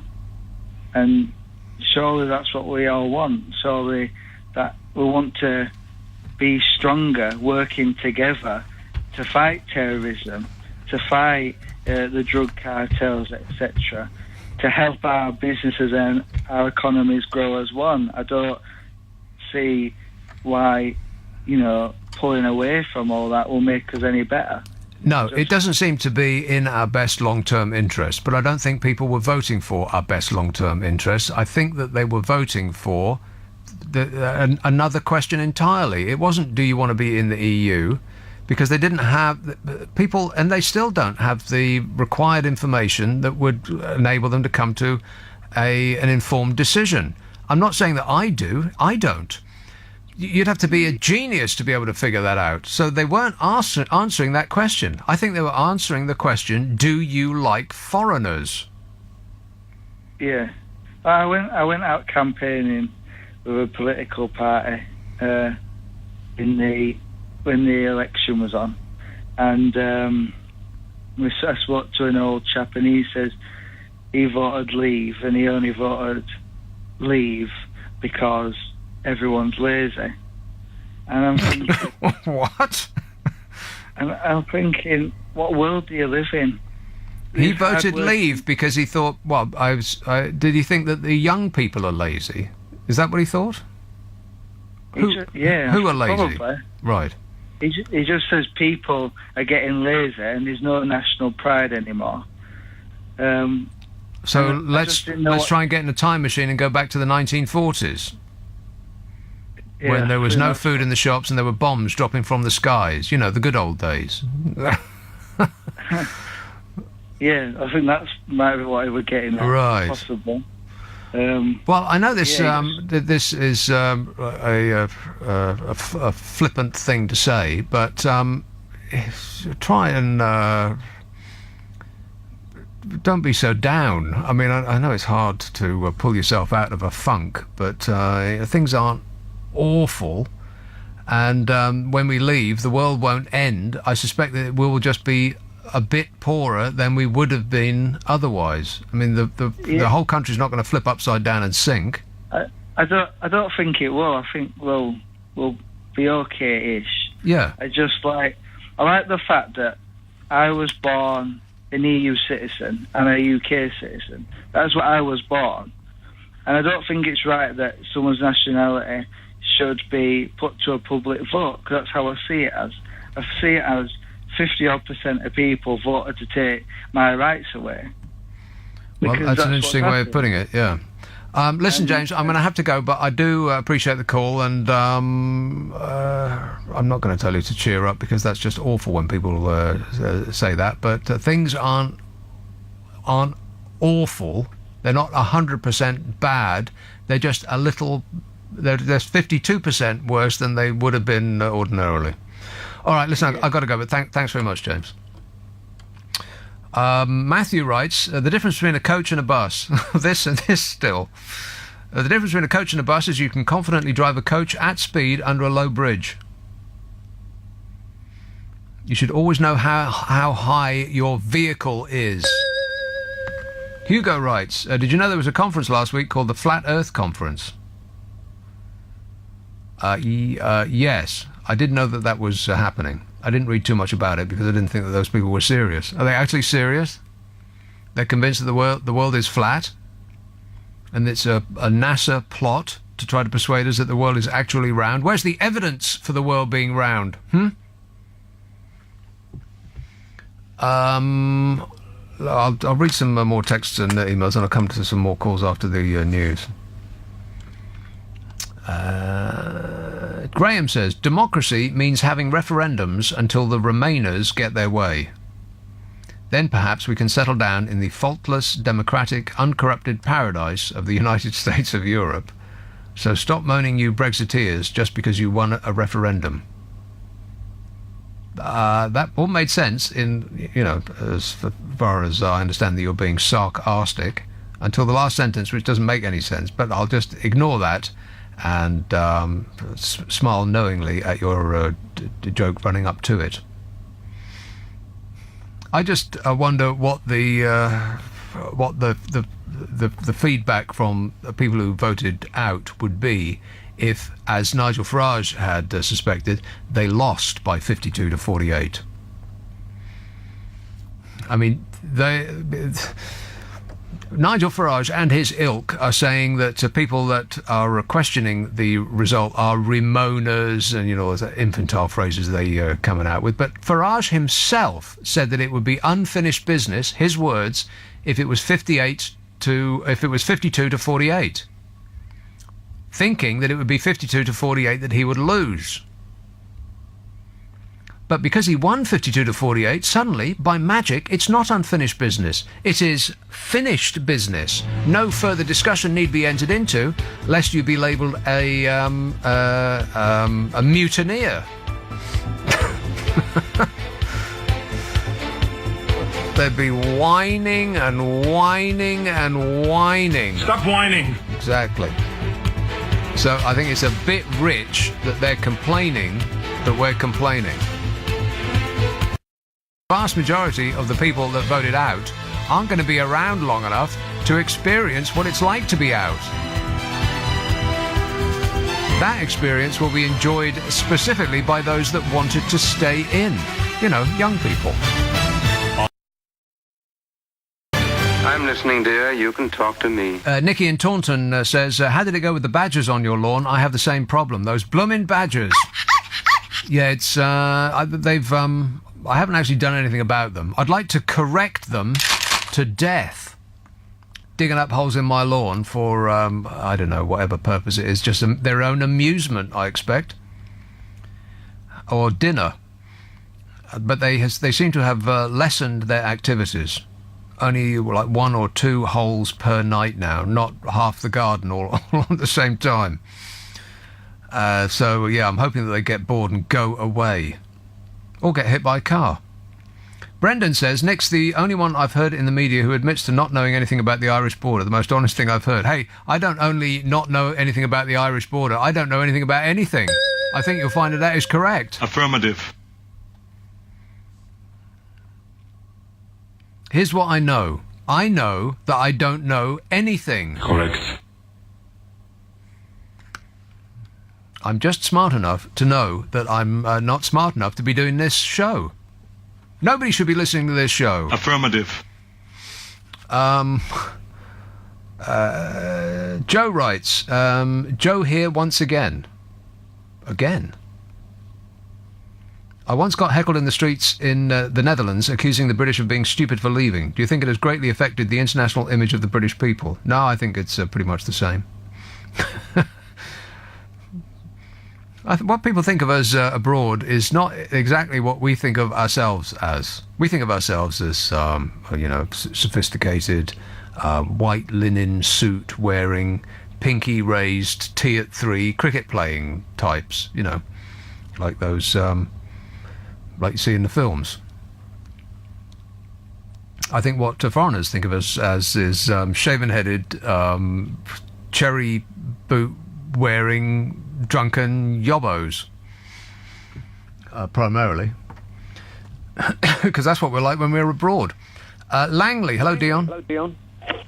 Good evening, Nick. Dion. Dion. Oh no! You know what? We're going to have to call you back because there's an echo on this line. There's an echo on this line. There's an echo. And it's a landline as well. Is it? Well, maybe it's our fault. Okay, we'll call you back. Excruciating. Marcy Babes texts, I'm a leaver and understood that once Article 50 was evoked, that gave both sides a transitional period of 2 years to come to an agreement. I would feel safe in a leave date being put in law to stop the likes of Ken and Anna Soubry trying to stop or weaken Brexit. There's no such thing as a no deal. WTO is our cake. Cake. It's up to the government to get as much icing on the cake, the better. We didn't expect to get a cherry on top, but do you know what? Even if we don't get any icing, we still got our cake and we get to eat it. Does that make sense? No. Oh, okay, not just me. Did you call him back? You did. Let's try this again. Dion. Good evening, Nick. Oh, back with sound. Excellent. There we go, yeah. Yeah, it's a landline as well. Cool. Yeah, it's happened before, it doesn't matter. Yeah, just one thing before we start. yeah. Listening to one of your commercials, I was... That's Yeah, all well, right. don't talk about the commercials. No, I was just wondering, it's about carpets. What do they call underlay in Spain? Underlay, arriba, arriba. I was just wondering, Yes, the Brexit. I voted to leave. Yeah. But mainly because I've got a bet on it at 7-1. Either. But That makes sense. That makes perfect sense. Yeah, but I didn't think it was going to happen. I knew I was going to lose the bet because I'm not a gambler and I never have been, but it won. Right. And I thought, my God, what's going to happen now? I'm not very good at voting. I voted Not very good at voting? All you got to do is put a cross in a box. How hard is it? No, I'm not going to vote anymore. I voted in 79 the first time, and I voted for Mrs. T. Right. Then the following time I voted in 97 for Mr. Blair. Right, so you keep getting it wrong. Is that what you're saying? Yeah, I'm not going to vote anymore. If at first you don't succeed, give up. That's my credo. Yeah, I should have done really in 79. I was only 20 and I was going to live on a beach in Crete. So. Right. And it was good. I enjoyed it. Well, that sounds fantastic. Living on a beach in Crete. Actually on a beach? Yeah, I did. I stayed there the best part of a year. I'd finished my apprenticeship, which was nearly 5 years. You're saved a bit of money. Right. So What were you apprenticing? Apprenticing? Panel beat. Huh? Fixing crash cars, panel beater, sprayer. Okay. And it was like a 5-year apprenticeship in them days. Right. Proper one, Okay. And, yeah, so I want to live in Crete. And I went back a few times. It was great. Yeah. I mean, you were living on a beach? Yeah, and on the south coast. And when I say on a beach, I mean without any walls or a roof above you. You're actually sleeping on a beach. Backpack, sleeping bag. Right. Doing a bit of work out there, picking fruit and olives and things. Cool. Well, it sounds like freedom. And then I walked back to England. No, honest. Is that possible? Yeah, I did. Well, not across the water. Right, a little bit of swimming was involved, but mostly walking, I understand. Yeah, all the way. Yeah, all the way. It was brilliant. I met some really lovely people and everything. And I went back another 2.5 times. Great. And yeah, it was. Yeah, but the Brexit, I'm 59 in January. Yeah. And I don't think it's going to happen in my time. It's, all right. 2019 in March. I know that's what they're doing it, but it'll just roll on and on. It seems unlikely, considering the progress that we've made so far in the negotiations, that March 2019 seems a feasible date. Why they're trying to fix that in stone, I don't know. It doesn't make any sense. I think she's been a bit weak lately. Lately? Well, all the time. I think she's trying to come a bit down hard. Like, I don't really get into politics, and I think that's actually right. That she's trying to play the tough guy. I mean, I know that's the wrong phrase. Yeah. But, well, I know what you mean. Yeah, yeah, trying to play the tough guy, trying to appease those that are shouting the loudest by entering this date into law. But it's as far as a way to get what we want, it makes absolutely no sense. Suppose we were on the cusp of the most fantastic trade deal that had ever been organised, but time was ticking, and all we needed was another 2 minutes in order to conclude this deal. But we've already set in stone. It's 11 p.m. on that day in March, and beyond that, there must be no further discussions. So that's it. The 2 years of intense negotiations goes right out the window because that was the date that was locked in law. Makes no sense. She trying to play the hard lady. Didn't she have a go at Putin last week? Yes. Yes, well, somebody's got to, because Vlad is Donald Trump has puckered up and vapor locked onto Vladimir Putin's bottom. He's not going to say anything negative about Vladimir Putin, is he? I know. So, Mrs. T, the new Mrs. T, Theresa. Yeah. She had a little bit of a pop about sticking his oar into the Brexit agreement. Exactly. I don't know. She's a lovely lady. You've got no proof of that. I know, but I'm trying to be PC. Right. Okay. No, it's really, and I'm sorry to hear about. Is it Malcolm Young? Yeah. Was he called Angus, or is that his? No, brother? that's his schoolboy uniform wearing brother. Oh, right. Yeah. Right. Yeah, I do like listening to him now and again. I'm more of a sort of Floyd sort of person. Groovy. Yeah. Yeah. A little bit more floaty and dreamy. Yowza. Than chugging and riffy. Yeah, but I was thinking he's only 6 years older than me. Yeah, when you get to the age where you read in a newspaper that people have died from natural causes, and your immediate thought is, oh, well, that is quite old. And then you think, oh, no, wait, I'm that old. Yeah, That's when it becomes a little bit alarming. Yeah. It does, doesn't it? You know, you think, oh, dear. But I've had a good life, so... Well, it sounded sun-kissed, at the very least. All right, thanks a lot, Dion. Cheers, mate. 0345 6060 973. Yeah, Mrs. T gave it to Vlad the Insaner this week. Meanwhile, Donald Trump said... Oh, damn it. Meanwhile, Donald Trump said... He's a great guy. He's a good guy. He's a good person. Yeah, sure he is. Just before going to the break, the first ad... in this break is a promotion for a show that's forthcoming on LBC by a person who was the second most expensive politician in the country, according to the latest explosive revelations by the who is it again? The expenses watchdog. What are they called? You know, the expenses watchdog. Those people. Anyway, they have announced that this next fella, whose name you're about to hear, was the second most expensive politician to us poor dopes who pay taxes in the country. I am stunned. You'll be able to discuss it with him personally, as you are about to hear. Well, you are pernickety. What is the first I just want to say a couple of things. My problem with it is the following. LBC at the weekend. Alex Salmond. St Andrews University, Scotland's oldest university, has only 5% of its students come from the deprived backgrounds. I think St Andrews should look shame on itself. Leading Britain's conversation. Alex Salmond. Today from 3 on LBC. Hi, Annie. How are you? Yeah, never mind about that. What about this? Let me just give you this before I go to the next call.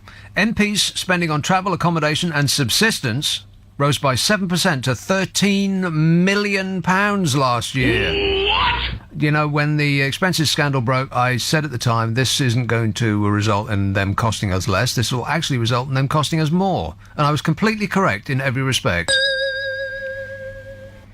£13 million for travel, accommodation and subsistence. I could do with a couple of pints of subsistence right about now, as a matter of fact. On the positive side, the watchdog is looking out for us, and they wrote off more than £26,000 in misclaimed expenses last year. As in, MPs misclaimed on their expenses to the tune of £26,000, and the watchdog said, oh, well, never mind, and gave them the money anyway. You know, if you misclaim on your expenses to Her Majesty's government, on your tax forms, for instance, don't expect to get the same treatment, because the government will not allow that to pass if you misclaim on your expenses to Her Majesty's government. It's not that I'm saying that there is one rule for them and one rule for the rest of us, but there is one rule for them and one rule for the rest of us. Correct. The latest annual figures on politicians' expenses showed that security costs soared to £2.5 million from £160,000. Labour MP Jamie Reid was the highest claimer overall, but there were special circumstances around Jamie Reid. He was number one, largely due to winding up costs. Oh, The costs of winding up is it's just through the roof. You wouldn't believe it. This is after he quit and he triggered a by-election. Number 2 on the list, our very own Alex Salmond. What? £235,128 in expenses. That's the best part of £250,000 for 1 year, and you will be able to discuss that with him on his show right here this afternoon. Fly, my pretties, give him hell.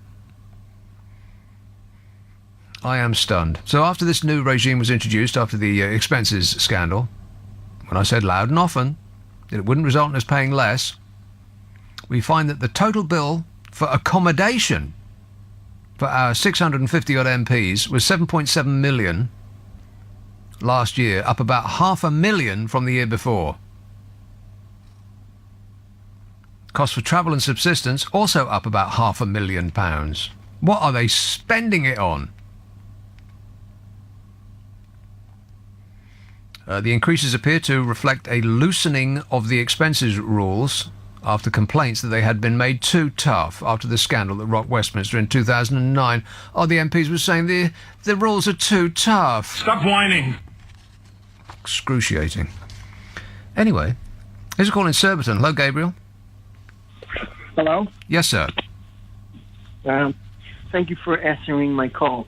I was listening to a caller previously where he said that he voted Remain, and he was embarrassed for being British. Oh, yeah. And his call sincerely touched me. Oh. Because if he's still listening, okay, I want to tell him directly that I'm an immigrant, you know. I've been here for 4 years, and I'm not from England. I'm from Portugal.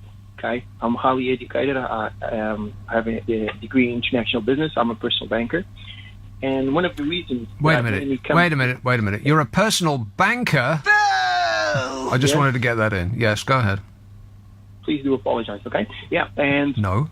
Oh, yeah, and the reason why I came here is because Britain is a beautiful place. Well, now wait a minute. Churchill. Beautiful compared to Portugal.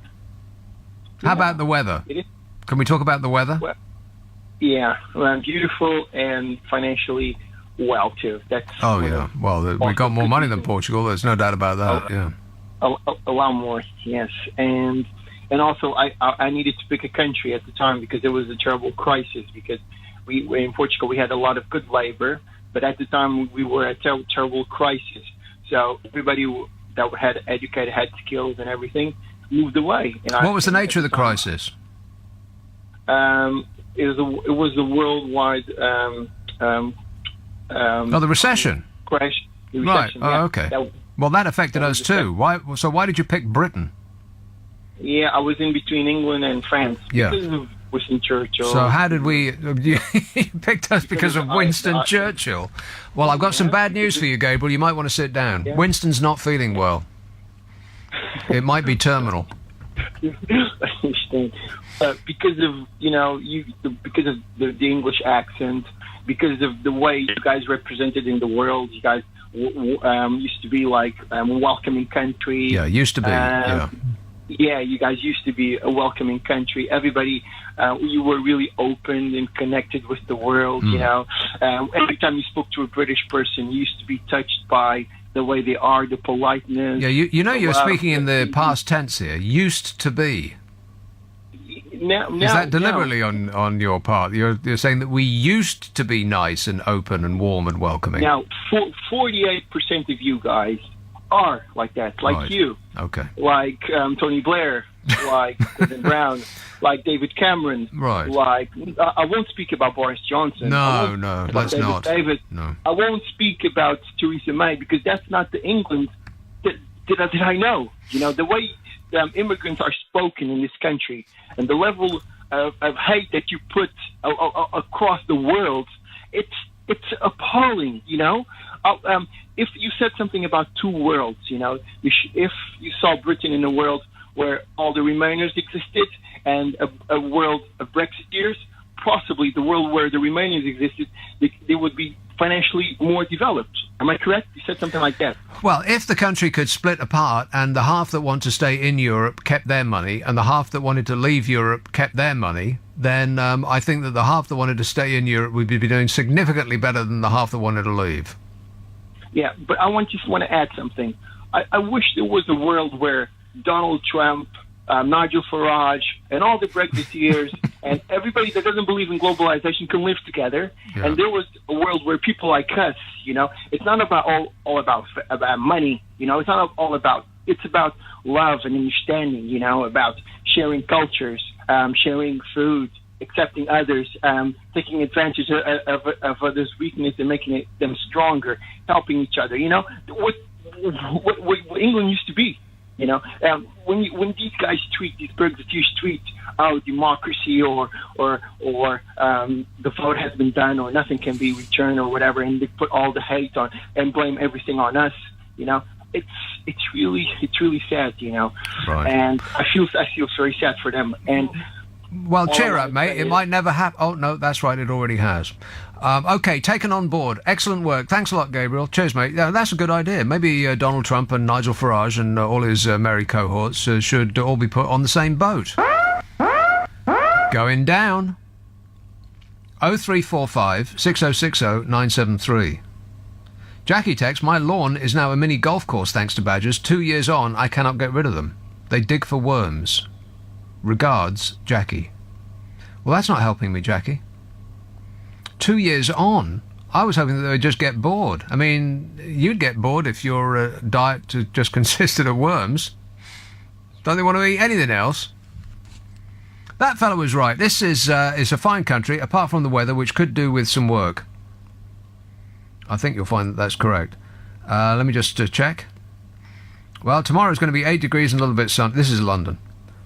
8 degrees and sunny, and then the week ahead is actually pleasantly warm. It's not going to get particularly cold, and the high during the day is going to be about 14, 15 degrees centigrade.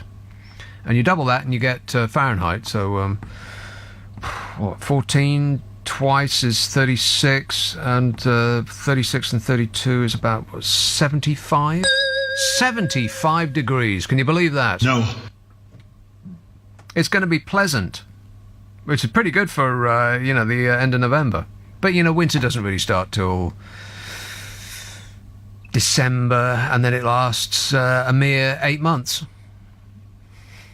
I bet it's going to be raining in Glasgow every single day. I'll check for you while you wait. Raining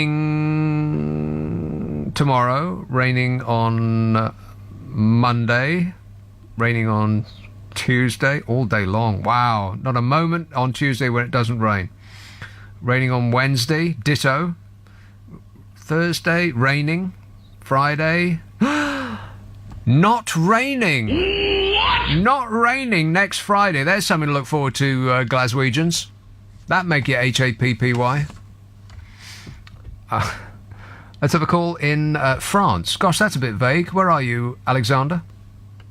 Hello. Yes, sir. Oh, yes, hello. My name is Alexander, yeah. Well, I live in France, yeah, in Strasbourg, and I just wanted to share a couple. I'm actually Bulgarian, Bulgarian origin, and I lived in England for 11 years. I lived up north and down south as well. I lived up in Newcastle and in London. My wife's English, actually. It's interesting because I work in France as well. So, but anyway, I've kind of been observing the things on both sides of the channel. And as a foreigner, as a European, as a Bulgarian, probably I'll say something controversial. But no, not on this show, please. Oh no, exactly, quite. Yes, no, no. It'll be. Sort of upon reflection, unfortunately, the Brexit argument scales have been tipped, in a positive. To me, the scales have been tipped towards the Brexit sort of decision. I've been observing a lot of things. Unfortunately, people haven't.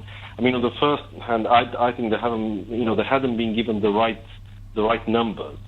because it's always politicians who actually give people the numbers. So, by numbers, you mean just general information about figures, like general information about numbers. Nobody's interested in money. no one's interested in facts or figures anymore. Well, that is the problem. Or science. People would have been actually if they were given by the proper scientists. No, but I don't. I think that's a misperception of what people voted for. People did not vote for whether we were going to be economically better off in or out. They voted for. I firmly believe that this is the case. They voted for, do you like foreigners? That is the question that they saw coming out from the paper. Because if they were actually voting for whether we would be better off economically in or out, then they were sadly lacking actual facts. They had no knowledge. Almost nobody. Economics is a mind-bendingly complicated subject. And no one sat down with the books and worked out the various scenarios that would come with the leaving the EU. No one did. So they didn't answer the question whether we would be better off economically in or out. They just answered the question, do you like foreigners? And that informs the demographic profile of the people that voted out and the people that voted in. Because by and large, older people don't like foreigners. And by and large, younger people don't mind them that much. By and large, older people that aren't surrounded by foreigners fear the idea of being surrounded by foreigners. Whereas people who live in cities, like London, for instance, are surrounded by foreigners and know that they ain't that bad. Yeah, Alexander, unfortunately, I took you just a minute or so before the news, so I'm going to have to bid you adieu. But merci buckets. Think you're talking to? This text says, I read in the Daily Mail today that Jeremy Corbyn wants to extend the franchise to 16-year-old voters. What next? Cats and dogs? And presumably the argument is that 16-year-olds have not got the information at their fingertips. They don't have the life experience to be able to come to an informed decision about who to vote for. Well, then that makes them just the same as everybody else in this country. Nobody has an informed decision about anything that they're voting for. 16-year-olds should be allowed to vote. They're just as informed as 60-year-olds. And a lot less prejudiced, I would suggest. This text says, I am another LBC listener and my opinion is leave in capitals, underlined, bold and in italics. And this one says, the key point about Brexit is trade. Most people can think about... Oh, OK, that does make sense. All most people can think about is a hard border or I won't be able to get mobile roaming when I go on holiday once a year.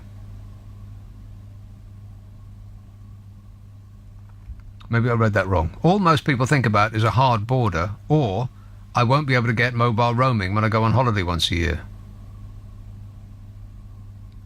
Right. Well, it does make sense, but I'm not sure that... It makes sense in English, but I don't really know what the argument there is. Never mind. Moving along. Pretend I didn't say it. Woodford. Daniel. Hello there. Hello there. Right. I would very much like the opportunity to dispute your dispute. Oh, no. I haven't got something else wrong, have I? Keep doing it. I think you may have. So I think you may have. Stupid. Why have I got this show? I want the name of the person that gave me this show. So you had a lovely lady on earlier, really a sage of our times, I think. Sexist.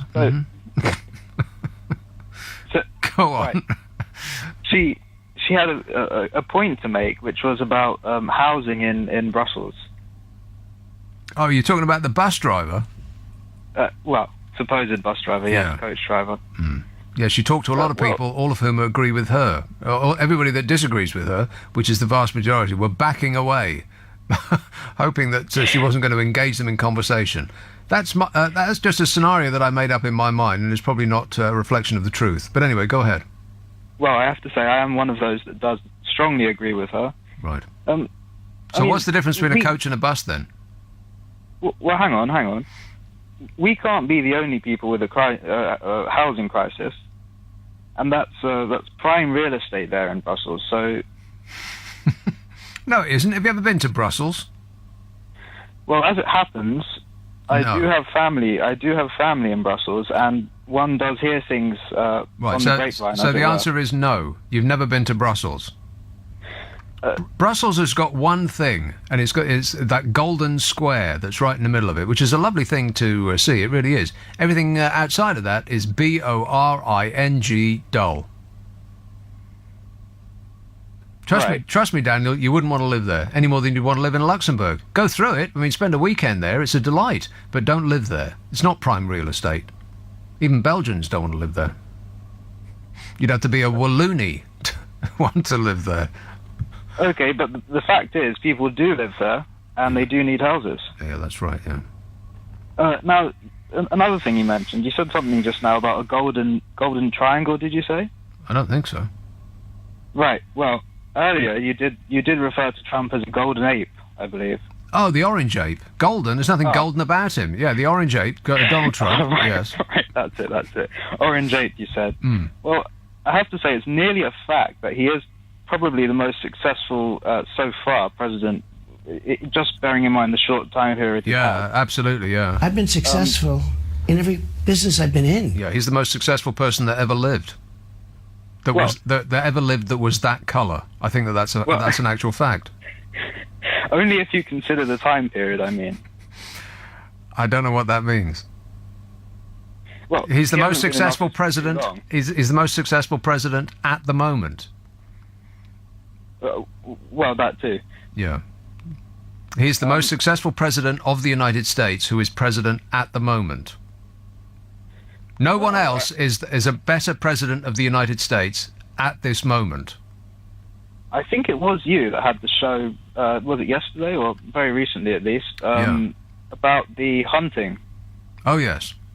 Well, that's a perfect example there. I mean, he's just reeling off things, that various things he's going through. People said he wouldn't be able to put things through, and each day is proving them wrong. I know. Finally, they'll be able to kill lions again. Yeah. Finally, rich white men with guns are getting a break. Well, the details aren't so relevant at the moment. Yeah, who cares about details? No one's interested in details or facts. Excellent call, Daniel. I don't think you got the response that you were looking for, but better luck next time. Now, squirrel yourself away and start writing troll answers to Daily Mail stories. Or you could spend your life doing something positive, like reading a book or staring out the window and scratching yourself. This text says, the key point about Brexit is... oh, no, I read that one already. It didn't make sense the first time or the second time. This one says, I was looking to buy my wife tickets to Michael Bublé at Hyde Park. Oh, my God. What's she done? What has she done to deserve that? Michael Bubble? Boring! Ugh. Anyway, I was looking to buy my wife tickets to Michael Bubble at Hyde Park as a Christmas present. Tickets are £67.95 each. What? Oh, my God.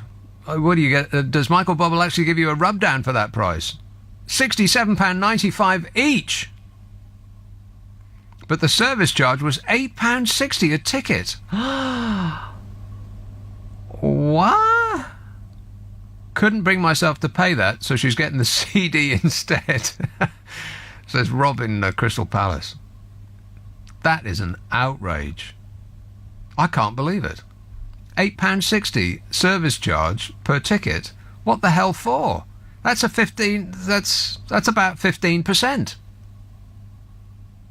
That's the same service charge as you would get in a restaurant for some poor bloke from Albania to drag your food out the kitchen and present it to you with a smile on his face. And the 15% also includes, because the bloke from Albania isn't going to get the 15%. You know that, right? That goes straight to the management, and they use that to pay for cleaning the napkins and I don't know, whatever else it is that they do with it. Buying cutlery, washing glasses, that sort of thing.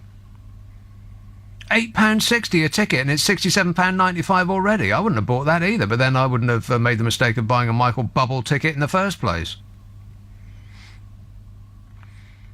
Maybe that's just me.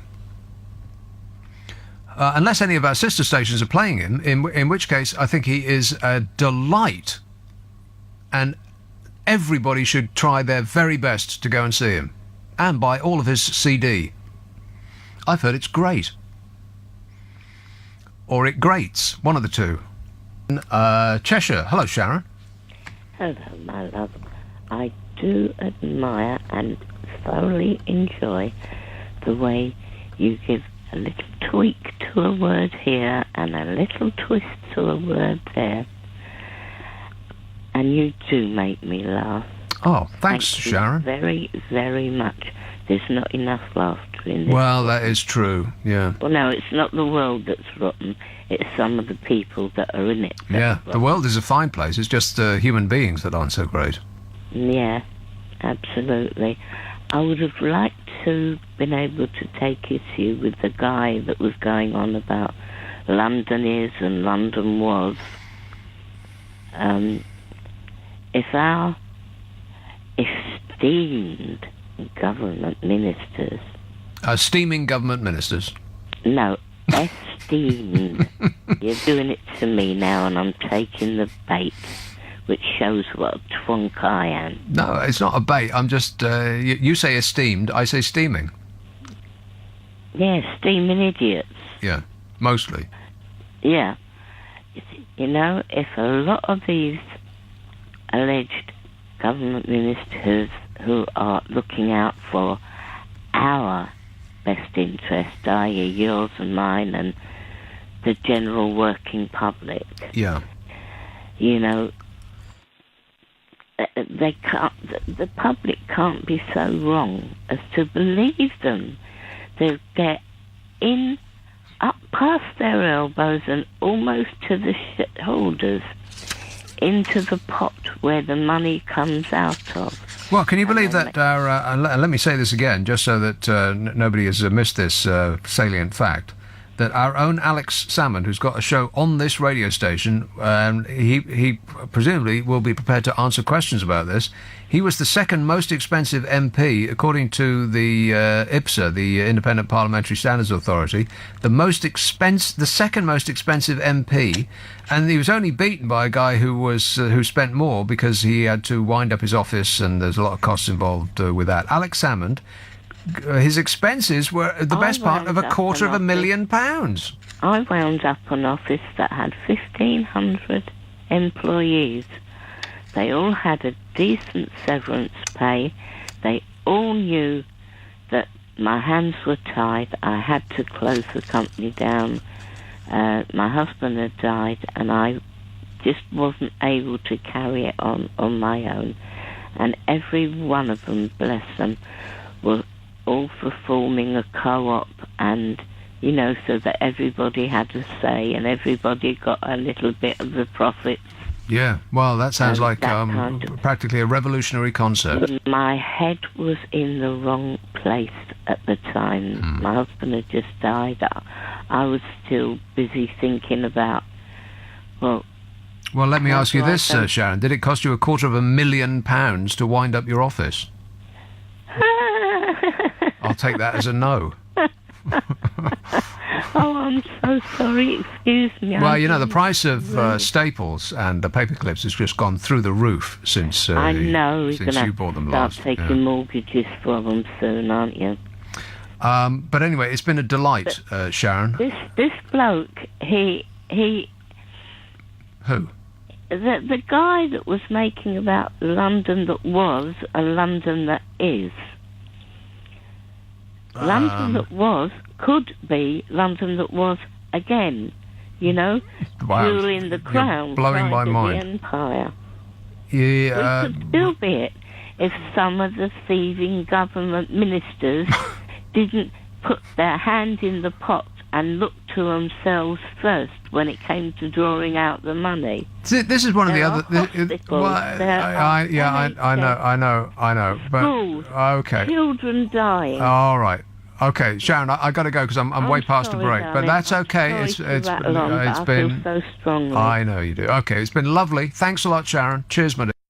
Come on, we're running late. Yes, here's a vital call that I must take straight away in Holborn. Howard. Yeah, hi, Nick. I voted to leave, but I don't want you to laugh at me too much of the reasons, but I voted to leave because of the Germans. I don't trust them. Well, no, you're not laughing at me. Nick, they've smashed Europe up twice. Yes. They were responsible for communism. They tried to get Mexico to invade America. I don't trust them. And now they're running Europe. They were responsible for communism. Yeah. And they got Mexico to invade America. They was trying to get Mexico to invade America. Look at the history with them. And then this isn't going to be a history lesson, is it, Howard? Because I hate history. No, I'm not going to give you a history lesson, but I'm just telling you a few facts. Oh, well, no one's interested in facts or science. Well, they nicked more than anyone else. Most people haven't got that back. All that money was used to start the EU, and now they're running it. Why can't anyone see that? And another thing, I think Europe's going to be an Islamic state in 20 years, and again, it seems to be the Germans pushing that agenda. Right. Well, they seem to be responsible for a lot. Maybe we should build a big, beautiful wall. I'm building a wall, okay? I'm building a wall. I'm building a wall, okay? I'm building a wall. We'll use some of his leftover bricks. How does that sound, Howard? No, we build a big, beautiful Air Force. Start World War III straight away, because why wait? It won't be starting it, it'll be sorting it out once again. Once and for all.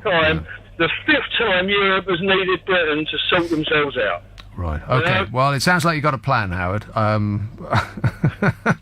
Please jot your plan down on a piece of paper and pop it in the post. How does that sound? I'll do the same with yours, mate. Okay. See you later. Thanks a lot, mate. Delroy writes, first-time listener, just had to contact you to say thanks for the laughs. I'm offended. There's nothing funny about this show. I think you'll find that's correct. Affirmative. I just had to cough there. Right, any more before I Oh, this says you never read my emails. You never read my emails. Stop whining. Yeah. He says I would phone if I could afford to, but I'm so poor. How poor do you have to be to not be able to afford a phone? Plus, coaches have a toilet and buses are used as toilets. That's what that smell is. I thought it was just the people. That's the difference between a coach and a bus. Buses have toilets. No, coaches have toilets. Buses are toilets. Now we know.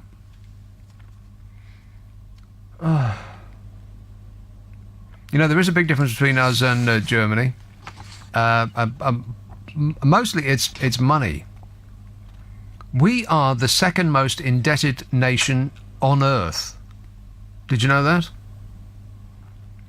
And bizarrely, the only country that's more indebted than us is Canada, which is not what I would have expected at all.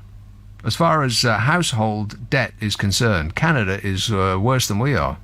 But they have they've gone through a house price frenzy, you know, like we did, and we got corrected. Our house prices were corrected, not corrected like they were in America, but they were corrected a bit here. But Canada's looking at that down the road. But because of the gigantic increase in house prices in Canada, they are even more indebted than we are. We're indebted to the tune of about £2.3 trillion. £2.3 trillion. That's a number so big, I don't even know what it is. That's the national debt. That's going to be £2.3 trillion in the blink of an eye. You know, the interest payments alone are about £50 billion a year. Isn't that staggering? That's the interest payments. But if only we were doing as well as Germany. You know, all those car loans that we have hoovered up? They're to buy cars that are made in Germany or by German companies. Germans owe less than a third of what we do. And much of our economic growth, because there are, green shoots, you will forever hear politicians banging on about green shoots and our economy is doing tremendously well. Most of our economic growth is based on us going ever more into debt, which doesn't sound like a positive route. It sounds like short-termism. Germany, on the other hand, has a large trade surplus. We have a large trade deficit. They export much more than they import. For us, it's the other way around. We've got the largest trade deficit on Earth. Isn't that incredible? We're doing very badly. And now we've got this whole Brexit thing to try and struggle through. But you know what? It could be worse. You could be living in Saudi Arabia. Saudi Arabia's Mecca police arrested a restaurant employee who was filmed talking to a woman behind a fast food eatery in the city.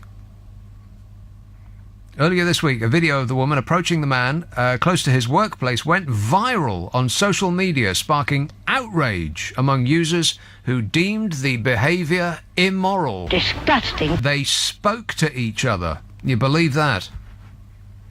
An official spokesman for the Mecca's police department said after a thorough investigation into the matter, officers identified the place where the incident happened. It is a fast food restaurant located behind a school, if you please. The woman seen in the video is a student at the school and approached the man during the lunch break, going against our norms and values. After police officers identified the man, he was arrested, investigated and punished according to the rules and regulations. I'm not making any of this up. And this seems fair and proportionate. For the 5th century. The video emerged just weeks after the kingdom's powerful crown prince vowed to restore moderate open Islam, breaking with the ultra-conservative clerics in favour of an image catering to foreign investors and Saudi youth. They want to be more open and moderate. And how's that going, by the way? Oh, fabulous. So just think on. It ain't so bad, and it's not going to be so bad. It just could be a little bit better, that's all. Who knows what might happen between now and Friday at 10 p.m. It's just mind-boggling thinking about it, ain't it?